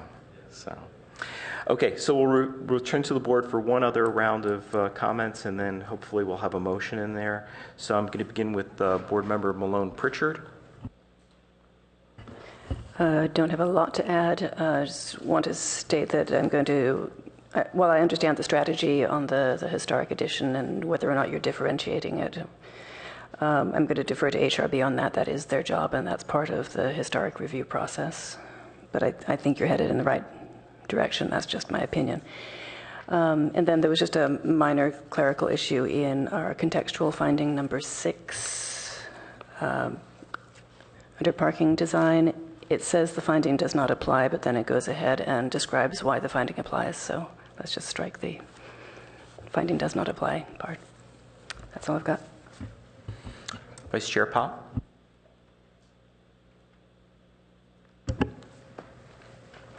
So I appreciate all the discussion, and I like to hear your opinions about all of this. I think that as I reviewed the project, I had a bit of a different perspective, and not having the benefit additionally of the HRB's conversation, understanding it now, and appreciate that they were unanimous in their support of this, but there are elements of the addition that I'm challenged with a little bit, and I think that it goes back to my earlier comment about it should either be really compatible or it should be really different, but right now it's kind of in between, and I'm having a little bit of trouble with that, and I'm gonna touch on a couple of points here that I'm gonna ask you to consider as you come back to us. The addition really doesn't match the order and symmetry of the building itself, and I think that that's intentional, but it sort of goes to a kind of a, for me, I hate to describe it this way, but it's kind of a wishy-washy middle ground of the window sizes don't match and the proportion doesn't match, and there's too many things that are sort of trying to be the same but are trying to be different, and I think the bulk of it comes down for me to window size, proportion, pattern, and the way that they're placed. And it seems to me that you have an opportunity here. You're removing a couple of floors worth of windows from this as you do these addition areas. And it seems that there's an opportunity for you to reclaim those windows that you're pulling out and reuse those potentially. I'd like to suggest that you consider that as part of what you're doing here, and that in conjunction with a different textural pattern for the finished materials, or setting things in differently, or we don't have the benefit of all the details yet, and so I can't evaluate all that, but it seems like there's an opportunity there that hasn't been taken advantage of yet. Other elements like the little metal grills that are made of the same material but are proportionally so different and so unique from other things that are on the building seem like they're sort of from a whole different place, and they're trying to match the style, but they're not quite getting there for me. The shed roof is a little troubling for me. I think that because it's a different style of roof than the building has anywhere else right now, I would suggest you use an entirely different material. Why not go to something like a standing seam metal or something entirely different there so that it really stands out and creates a break and a separation? I don't see how you're handling the roof drains that are being removed. I'd like to understand how that's going to occur. It's clear that there were a series of big conductor heads and leader lines and things that were on the building before that are not showing now, and I just want to understand how water will get from the roof down. I appreciate Mr. Rapp's comment about the lights being replaced, moved around on the building. I just want you to evaluate the, what I'll call sort of the tiny lights compared to the really big lights, and see whether they're the right size and the right shape, and proportionally, just on the elevations, they look sort of minuscule compared to the scale of these massive lights, which are beautiful on the building right now. And it may be that the new ones should just be oversized a little bit, or there's a middle ground in between there. I noticed you're removing the pigeon spikes off of the building, and I think we'll all admit that there's a pigeon problem in Palo Alto that we deal with all the time, and so I'm wondering what you're going to replace that with in order to manage that. And then just in general, there's a number of details that we need in a package like this that we typically see for how materials come together, how windows are set, how the doors and tiles and all those intersections work. We need to see some photometrics, I think, for the building, and I would like to see a landscape design for that roof terrace. I think that will be visible from adjacent buildings, and I would like to understand what the expectations are and the commitment is to that. Thank you. Board Member Liu, do you have any follow-ups? No, I'm pretty much in agreement with Board Member Pop on this one. Thank you. Okay. Board Member Guyer? Yeah, I was going to say the same thing. In the interest of time, I pretty much agree with Board Member Pop's comments. Well, this is a really tough one for me. The issue here, I think, has to do with the distinctness of the addition here. I think you've met the standards for the Secretary of Interior. I thought about this a long time and thought, gee, maybe it should be going more towards a modern approach or a contemporary approach or something that's completely different. And the problem that I have is that because it's located in the historic Ramona district, I think that we want something that approximates what the other architects have done there, Pedro de Lemus as well as Burge Clark. So that's one of the reasons why I'm okay with the current architecture the way it is. I really struggled with this a long time and thought, gee, maybe if Ken Hayes is here. Maybe if Ken Hayes was the architect on this project,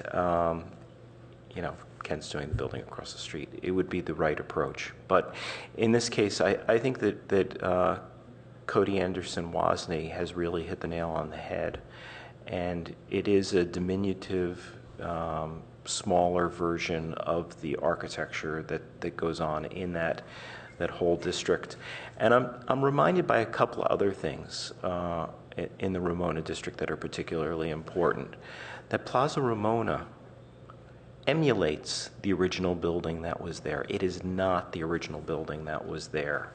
In fact, Plaza Ramona, the original building that was there, I think was a hotel, or it came down, and then it was replaced by the Crocker Bank, and there was a brokerage in there for a while, I think, and then that came down, and then it was replaced with Plaza Ramona. Immediately across the street, where the little wine bar was, that was also taken down and completely rebuilt, and yet we feel as though it's always been there. The building immediately adjacent to that, where the French restaurant, it's like Chantilly, yeah, where Mansour and Gore are. That building has also undergone significant seismic rehabilitation, and that has been in some ways taken down, and yet we always feel these buildings have always been there. And that's the success, I think, of the current design, is that we will always feel as though this is not a blemish on the existing building, that it's always been there.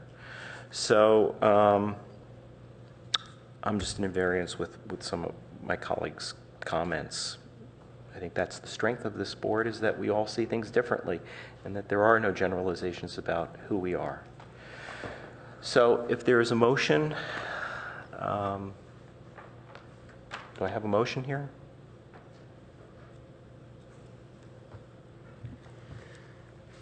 I'll move that we continue this item to a date to be selected, and ask the applicant to come back and address the comments that we've made today, and continue our discussion. I think there are elements of the package that need to be provided for us to successfully review the project, and potentially some review by staff in regard to floor area in response to some public comments. And so we'll need to reconvene on this in order to complete the review. Is there a date certain, or are we just going to leave it up to the applicant? I think perhaps Mr. Rapp is raising his hand. Sure, please. I'm leaving it open so you can let us know whether you'd want to pick a certain date or evaluate and submit when you're ready. Let me just sort of tell you what's going on here. The building becomes completely dark in June 1st. All the leases are gone, as you see. University Yard is moving out now. Over half the offices upstairs are empty.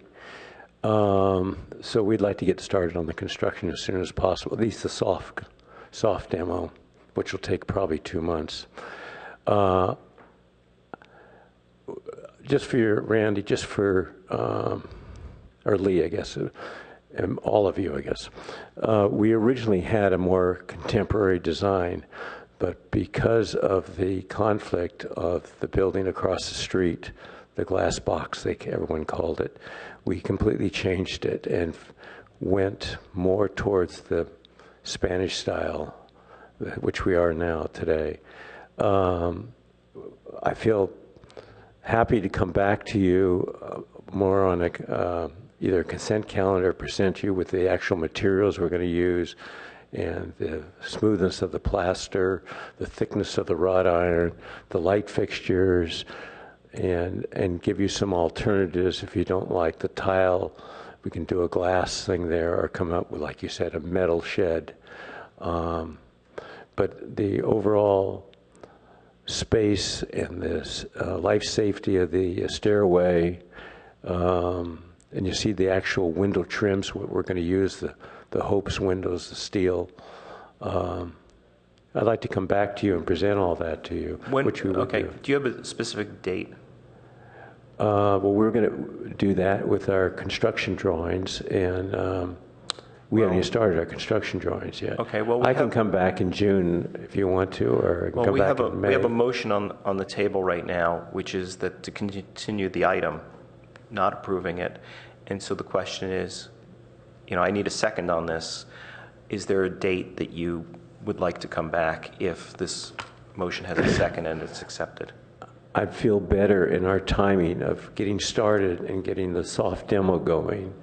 And the city is already, ready to move on that. Okay. It's not held up. I think what we're going to do is I'm just going to leave it as a date uncertain, and you'll have to work that out with staff. But is there a second on this motion? I'll second. Okay, we have a second. Any discussion here? Sure. Would you like to speak to your motion, Mr. Pop? Yeah, and Roxy, I'll just respond to you. I think that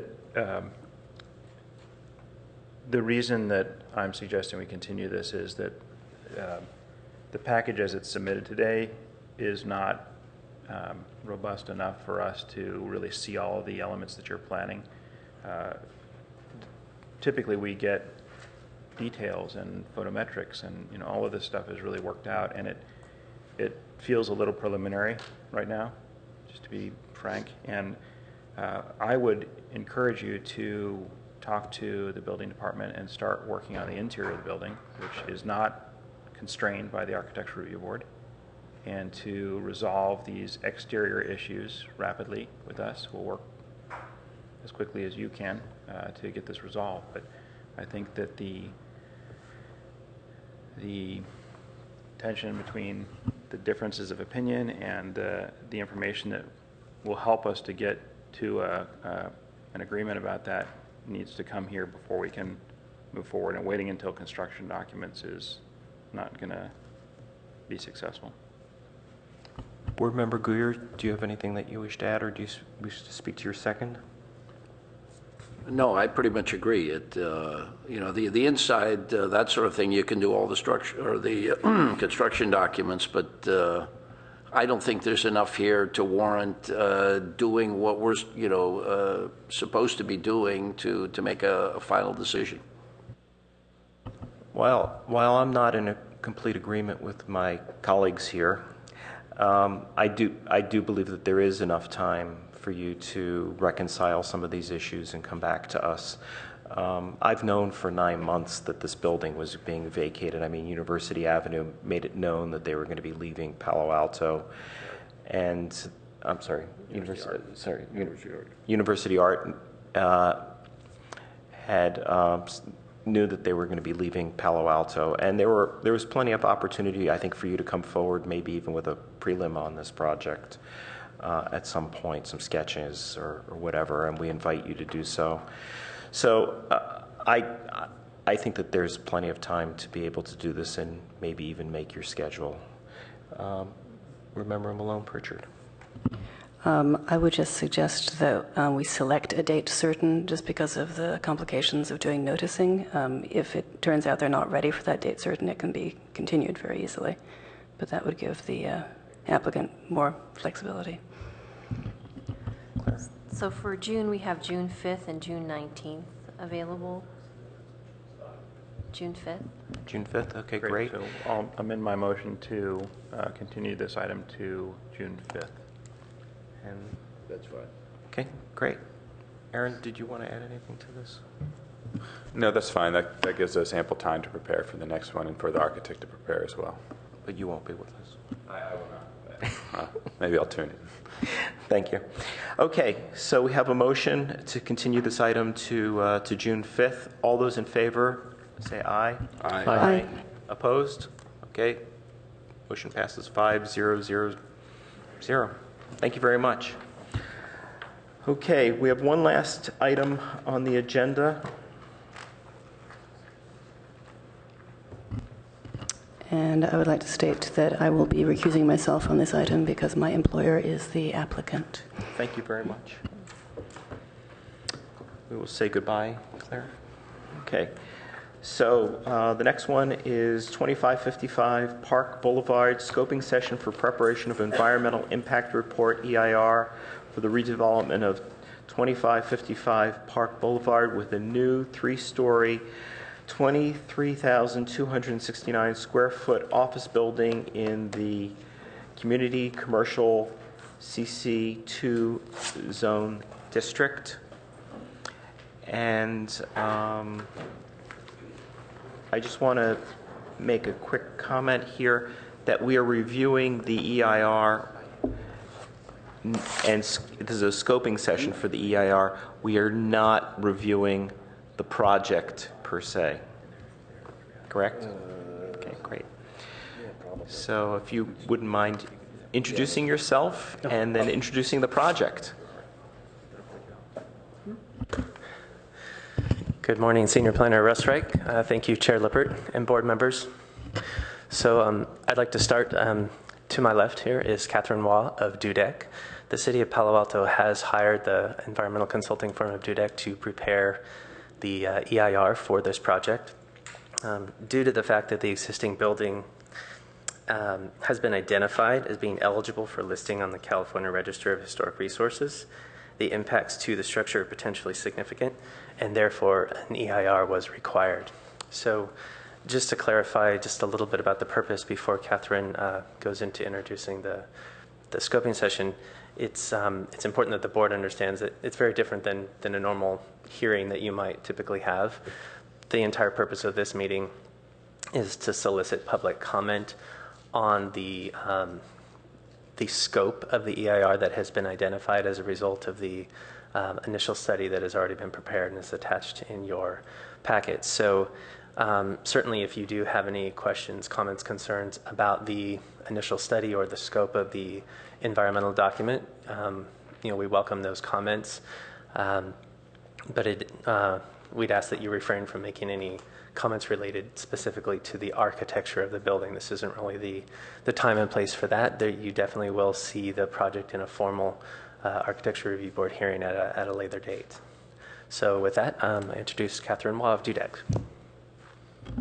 Thank you.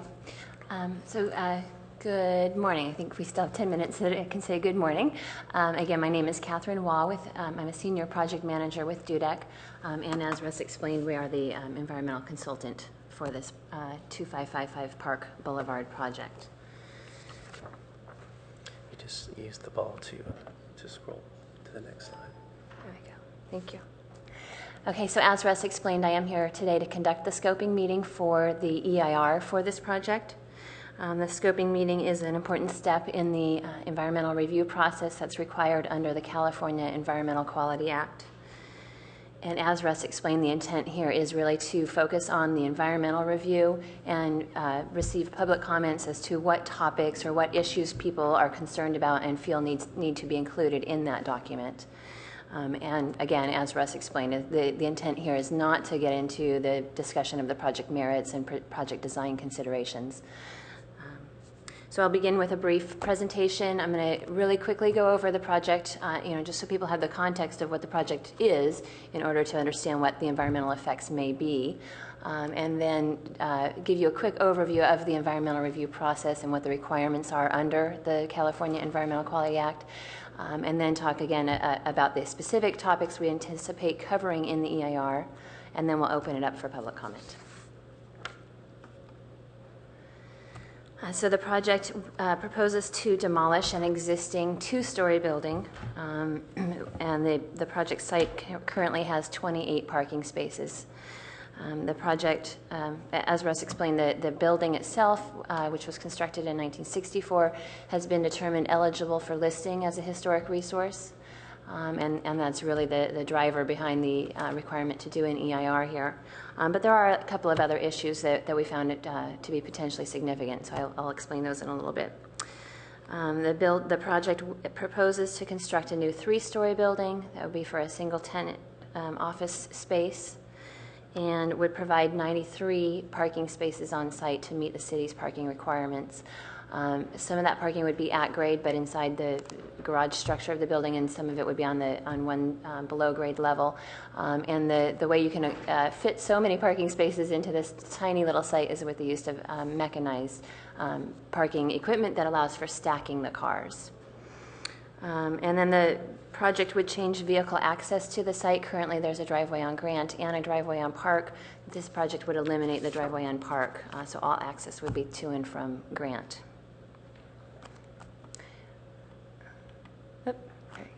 In addition to the required architectural review, the project does require a design enhancement exception due to the height of a couple of the features. Those would be the 2 stair towers on opposite corners of the building, and then a tensile structure that's a canopy over the roof terrace.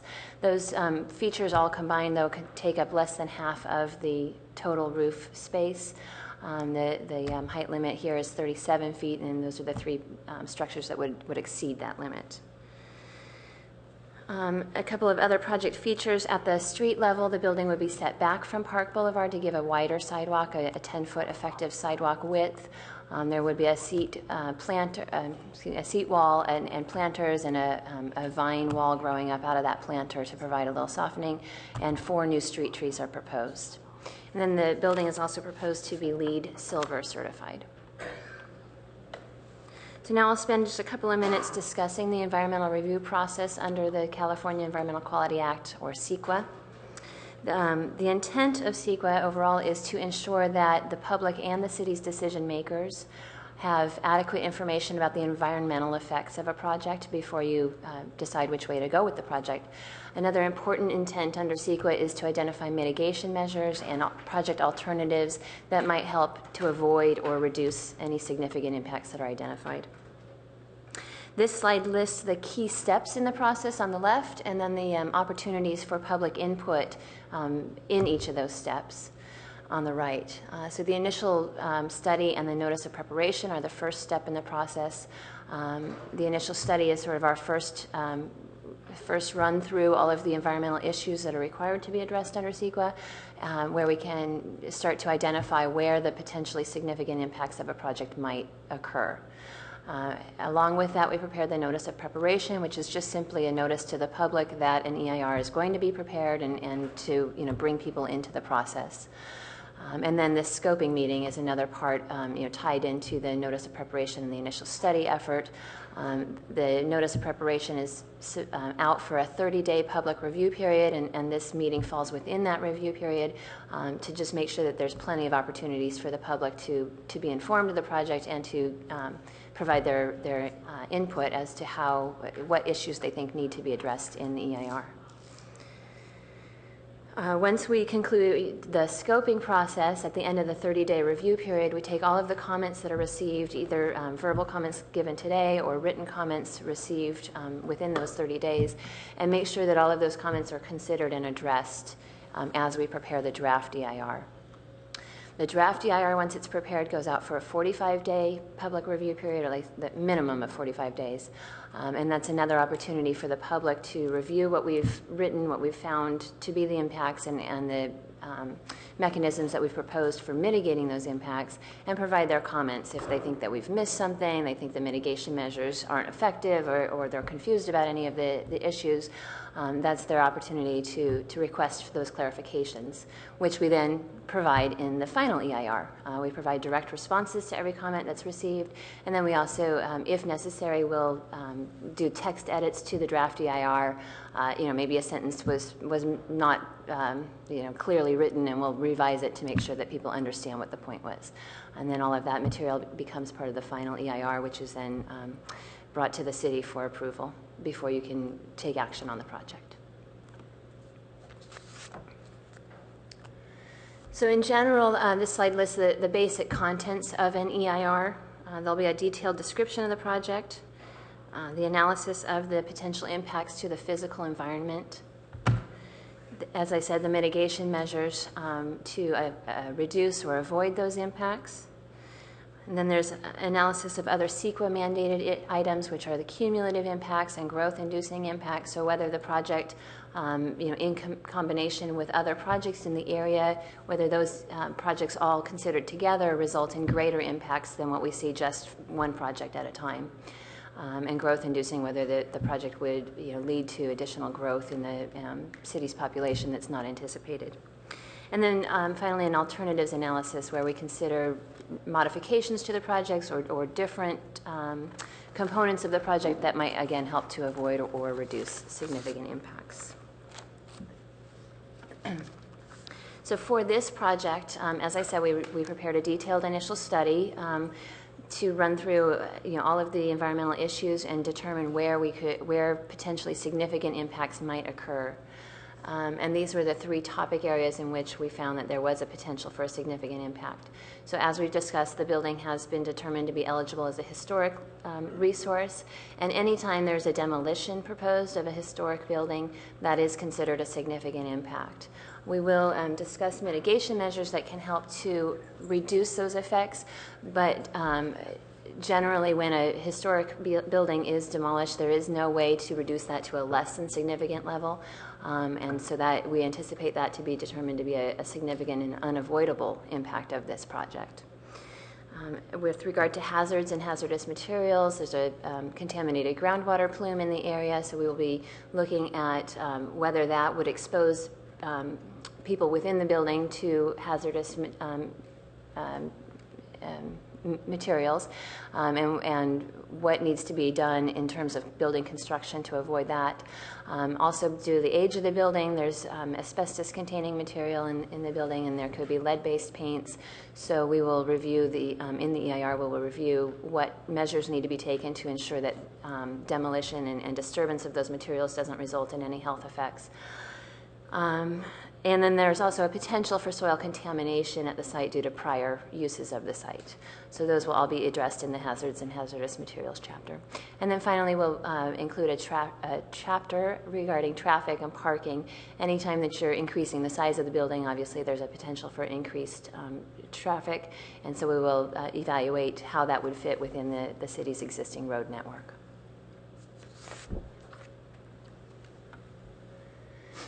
So this slide is regarding how to submit comments today or as part of the scoping process. So as I mentioned, the notice of preparation is available for a 30-day review period that started on April 4th and ends on May 5th. So anybody that's interested in providing a comment regarding how the EIR should be prepared or what topics should be included, they need to submit those comments by the end of the day on the 5th of May. And then we're also, obviously the intent here today is to invite public to make verbal comments here before you. Folks can also submit written or email comments throughout the scoping period. And that concludes my presentation, so I'd be happy to answer any questions, and then would invite you to open it up for public comment. Okay. There is no applicant presentation on this? No, typically as part of a scoping meeting, we don't do an applicant presentation because, again, we really don't want to get into the details of the building design and the project merits. We really want to stick to the environmental issues. But the applicant is here today, and I'm sure would be more than happy to answer any questions. Okay. Well, if the applicant has any comments or wants to say anything, they may do so. Ms. Young, you can fill out a card when you're finished. Okay. Okay. Sure. Good Morning, board members. Just wanted to say thank you to Catherine and to Russ for working with us on this project. Did want to let you know that we are also planning a community meeting probably towards the end of May to talk with any of the local community members who would like to learn more about the project. We're also working with staff to come forward with a preliminary review of the project probably in June. That's after the draft EIR has been released so that the public will have the opportunity to compare the draft EIR with the project as presented and still have the opportunity to comment before the termination of the 45-day review period.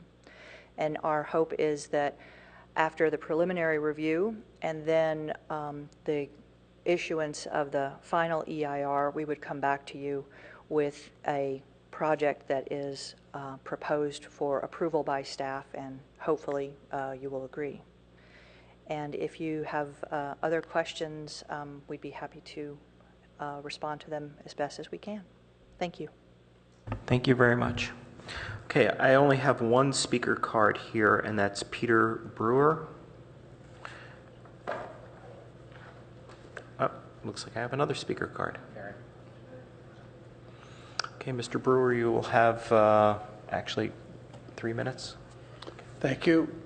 I understand now, it wasn't made clear when this meeting was announced, that the purpose of it is only to define the parameters of the EIR, but the parameters of the EIR are not inseparable from the overall concept of what Catherine referred to as this tiny little site.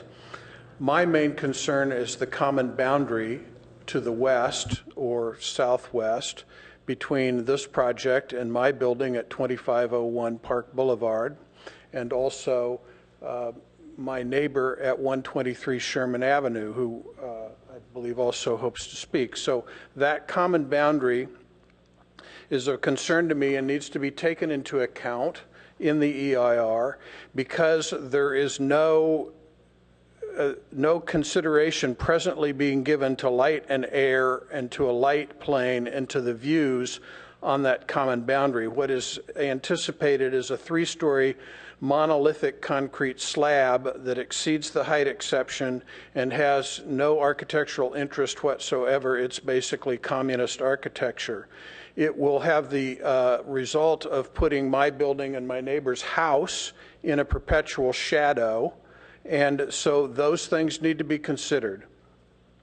I will save my other comments about my concerns about the architecture and the voodoo parking that's being proposed until a more appropriate time for that.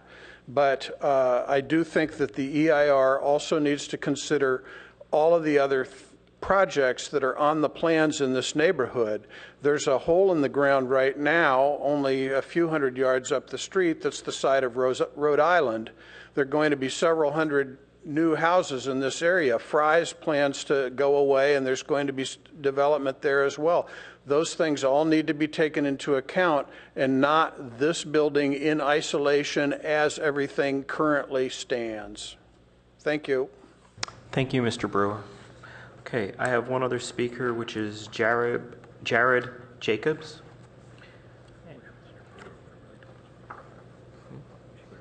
Yes, good morning. As Peter mentioned, I live adjacent to the proposed project site. I'm going to try to limit comments to what might be relevant to the environmental review. I think, as was just mentioned, that the light coming to adjacent properties could be a concern.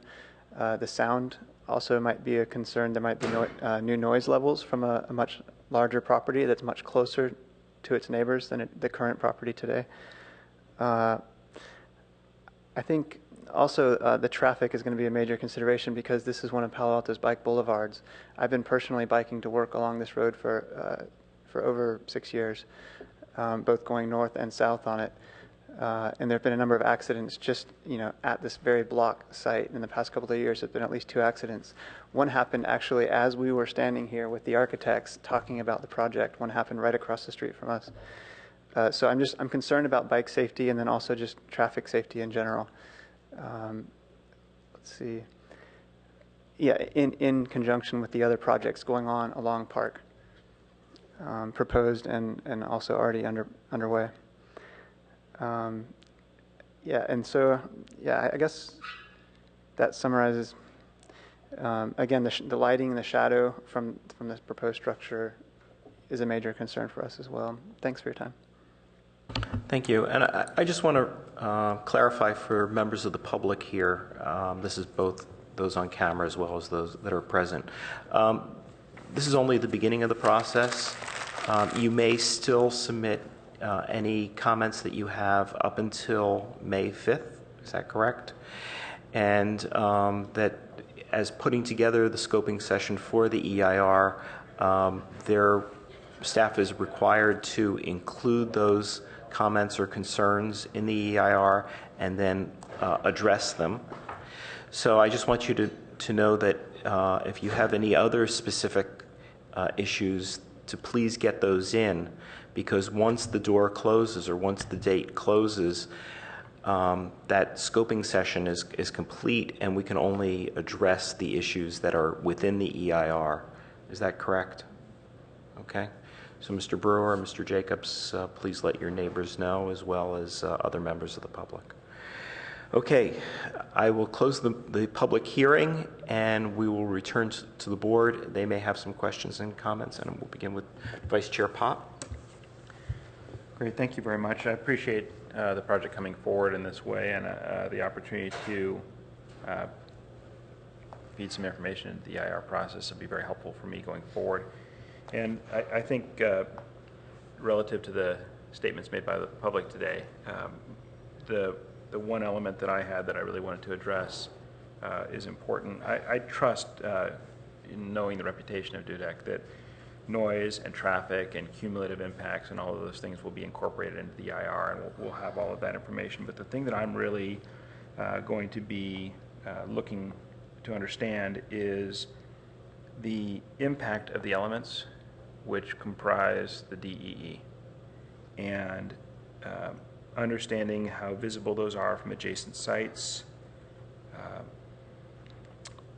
what solar or shading characteristics those create and the impact that that might have on adjoining properties, and really just an understanding of what the perception of that mass will be across the course of the day and across the range of the year.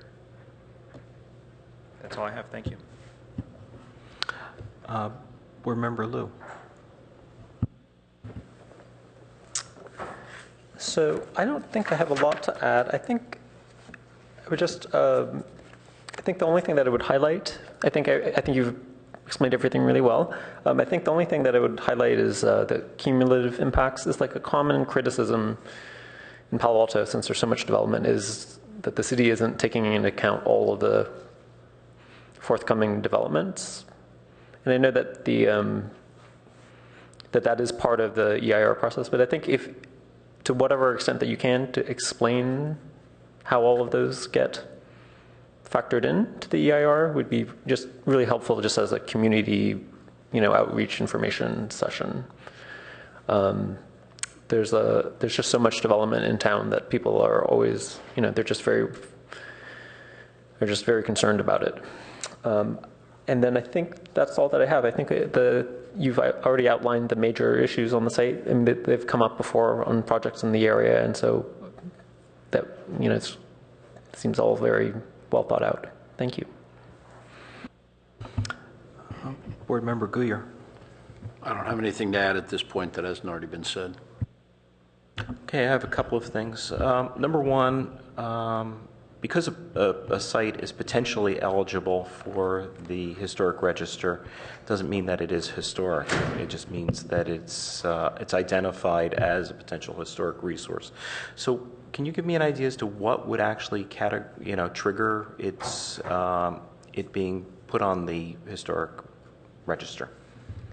Sure, and I'm not an archaeologist or an architectural historian, but it needs to be submitted to the state body that makes those decisions. So, individual archaeologists and architectural historians can make the determination that they believe it's potentially eligible or eligible for listing, but it requires an act from the State Historic Preservation Office to determine that it is going to be listed or it is fully eligible to be listed. Okay, so will that be included in the EIR as to what that process is?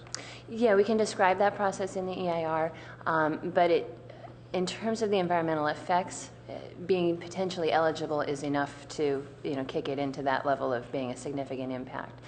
So strictly under the California Environmental Quality Act, we don't need to complete that process to know that it's a significant impact. Okay, we just have to identify it, Mm-hmm. what that process is. Okay, Mm-hmm. great. And then, is there any ideas to what the nexus of that historic significance might be? I mean, just I'm not asking for you to answer that here, but would that also be mentioned in the EIR? And when you say the nexus, do you mean the reason why it's historic? Or Correct. why it's eligible? Sure, and that we do have that information already, that the reason for it being considered eligible is that it's an example of mid-century modern architecture, of which there aren't a lot of those structures remaining. So nothing historic went on there. It's really what we would categorize as a Category 2, I guess. Correct. Yeah, it's under the It's an Category example. 2. Yes. Okay, of mid-century modern. Mm-hmm. Okay, and then in the alternatives, are you going to look at PTOD as one of the alternatives? PTOD is Pedestrian Transit Overlay District. It's within the zone that it's eligible for that. We have not defined yet what alternatives we would look at. That's part of the scoping process, that we kind of wait until we see what people's concerns are, or if folks have suggestions as to what might make a better project or might make a project that reduces impacts. So we will certainly look at PTOD concepts and how that might influence project design. And so, yes, we can certainly include that in the alternatives analysis. Let me tell you why PTOD is particularly important. Mm-hmm. PTOD allows for increase in density for mixed-use buildings and projects that include housing. And so ultimately what's important here is when you increase the density, you're looking at how should we say, they're looking for increased density here. Well, within the zone, there's an allowance to allow for increased density. And so then it would then address, that zoning actually identifies or addresses impacts from traffic and transportation.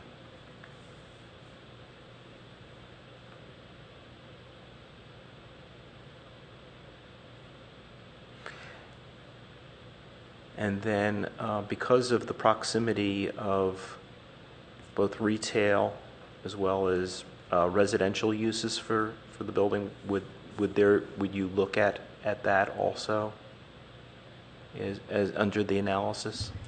And look at alternatives analysis. Sure, and so look at. I'm not clear if you're suggesting another type of alternative or. Well, the proximity right now is it's immediately adjacent to the I would call Central Station project, which is a PC, and that's residential with ground floor retail. It's, I think, immediately adjacent to that. And then within the neighborhood, there's also several housing projects.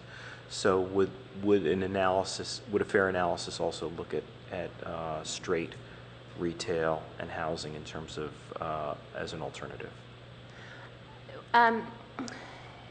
We can explore the idea, but that's getting pretty far away from what the intent of the project is. Mm-hmm. And typically the alternatives analysis needs to find alternatives that would still meet most of the basic project objectives.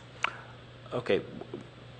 I guess what I'm suggesting here is that the analysis would be looked at from a transportation and traffic point of view, as to if somebody were to go and build that density of housing or that density of retail, it would be able to be, the alternatives are very rarely built, but they're looked at for their impacts as to what would be allowed. And so what I'm suggesting here is if one of the analysis were to look at a purely residential retail mix, what the impacts from that might be.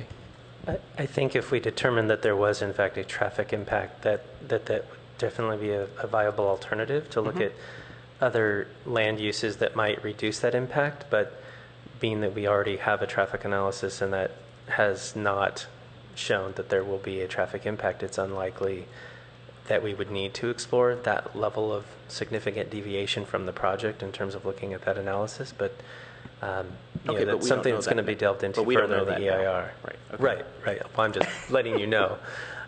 So it isn't entirely likely that we would consider a completely different land use than what's already been proposed by the property owner. Okay. And then will your analysis also look at parking reductions because of proximity to the transit center? So my understanding is that they could perhaps be eligible for that, but they have not. The applicant has not requested that. Their parking that's proposed fully meets the city's parking ratios. So typically we would not look at taking away parking unless there was some reason why that would benefit the city or benefit, reduce environmental effects. So that's not something that we had contemplated at this point. Right. What I'm looking at here is if we're putting together the EIR, there may in fact be even less of an impact because they are fully parked, but it is within proximity of transit. Therefore, there really is a net surplus. We want to get people out of their cars, more than anything. So that's the only reason to include something like that in the EIR, is to look at what a parking reduction would mean, and then for them to be fully parked says there's even less of an impact here.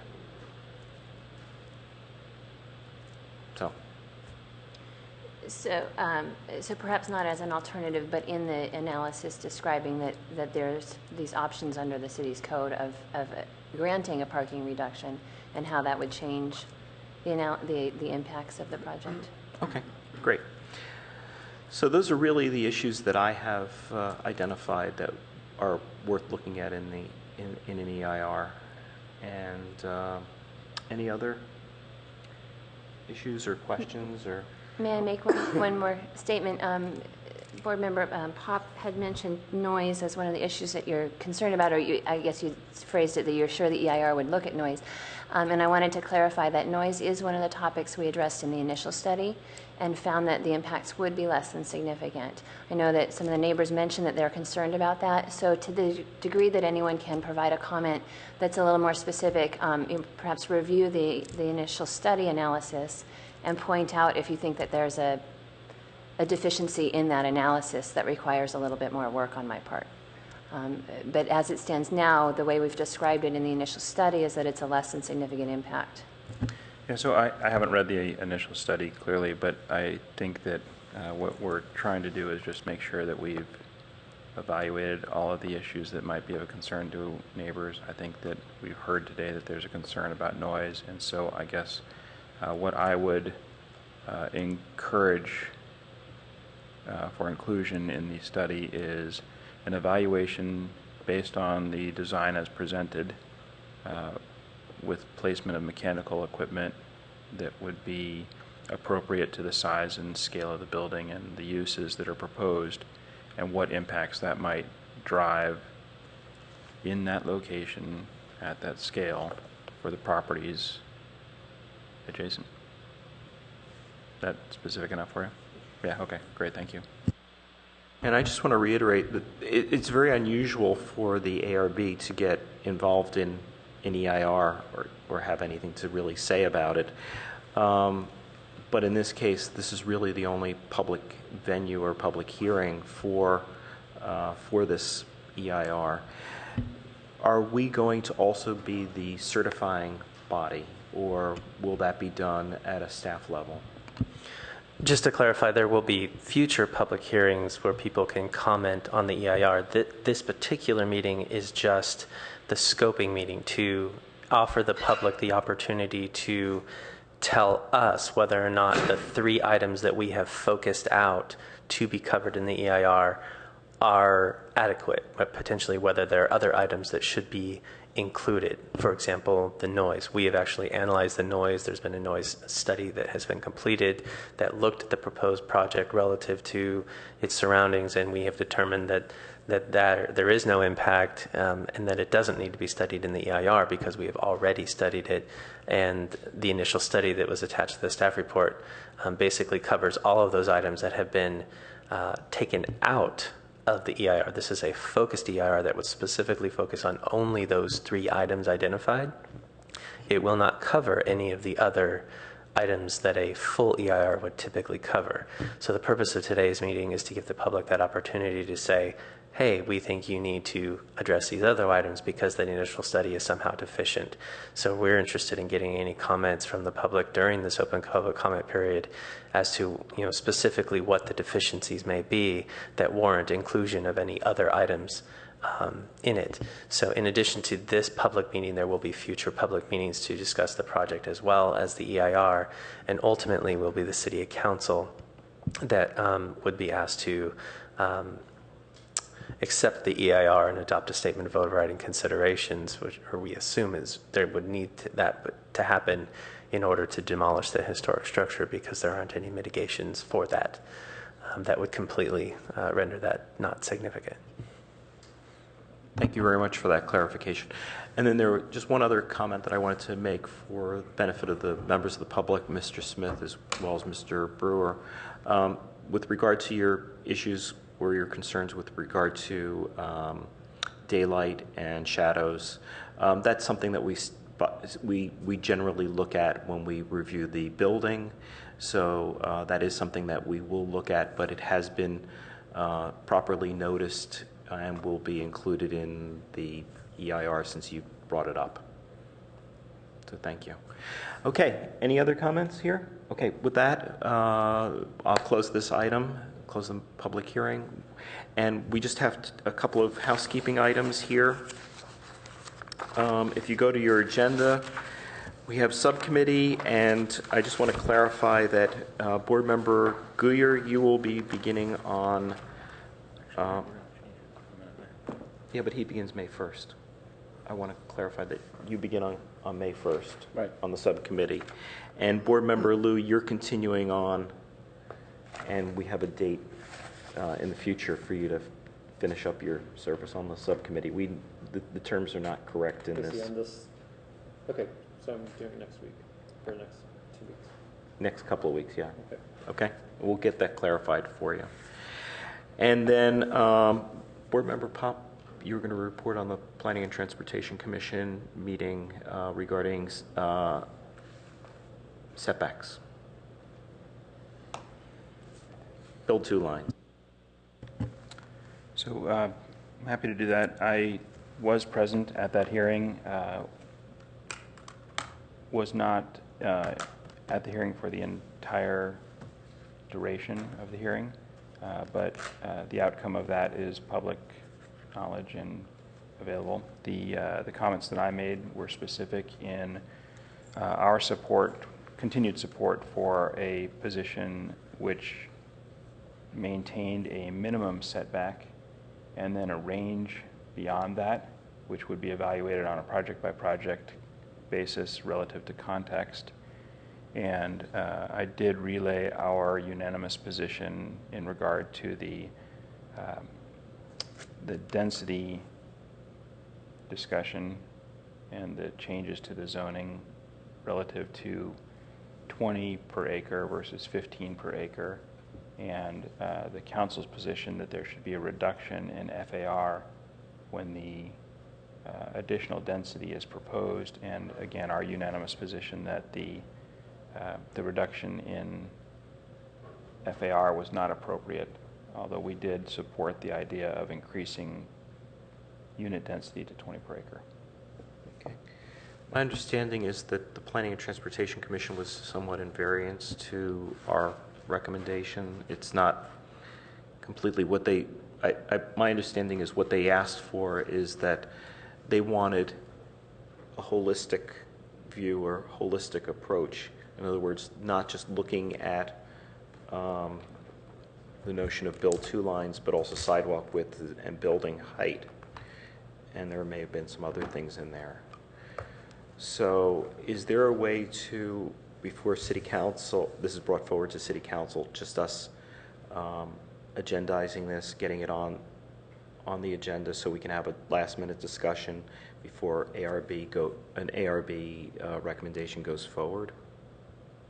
Because we already took action on it, and it may just very well be us reaffirming that action.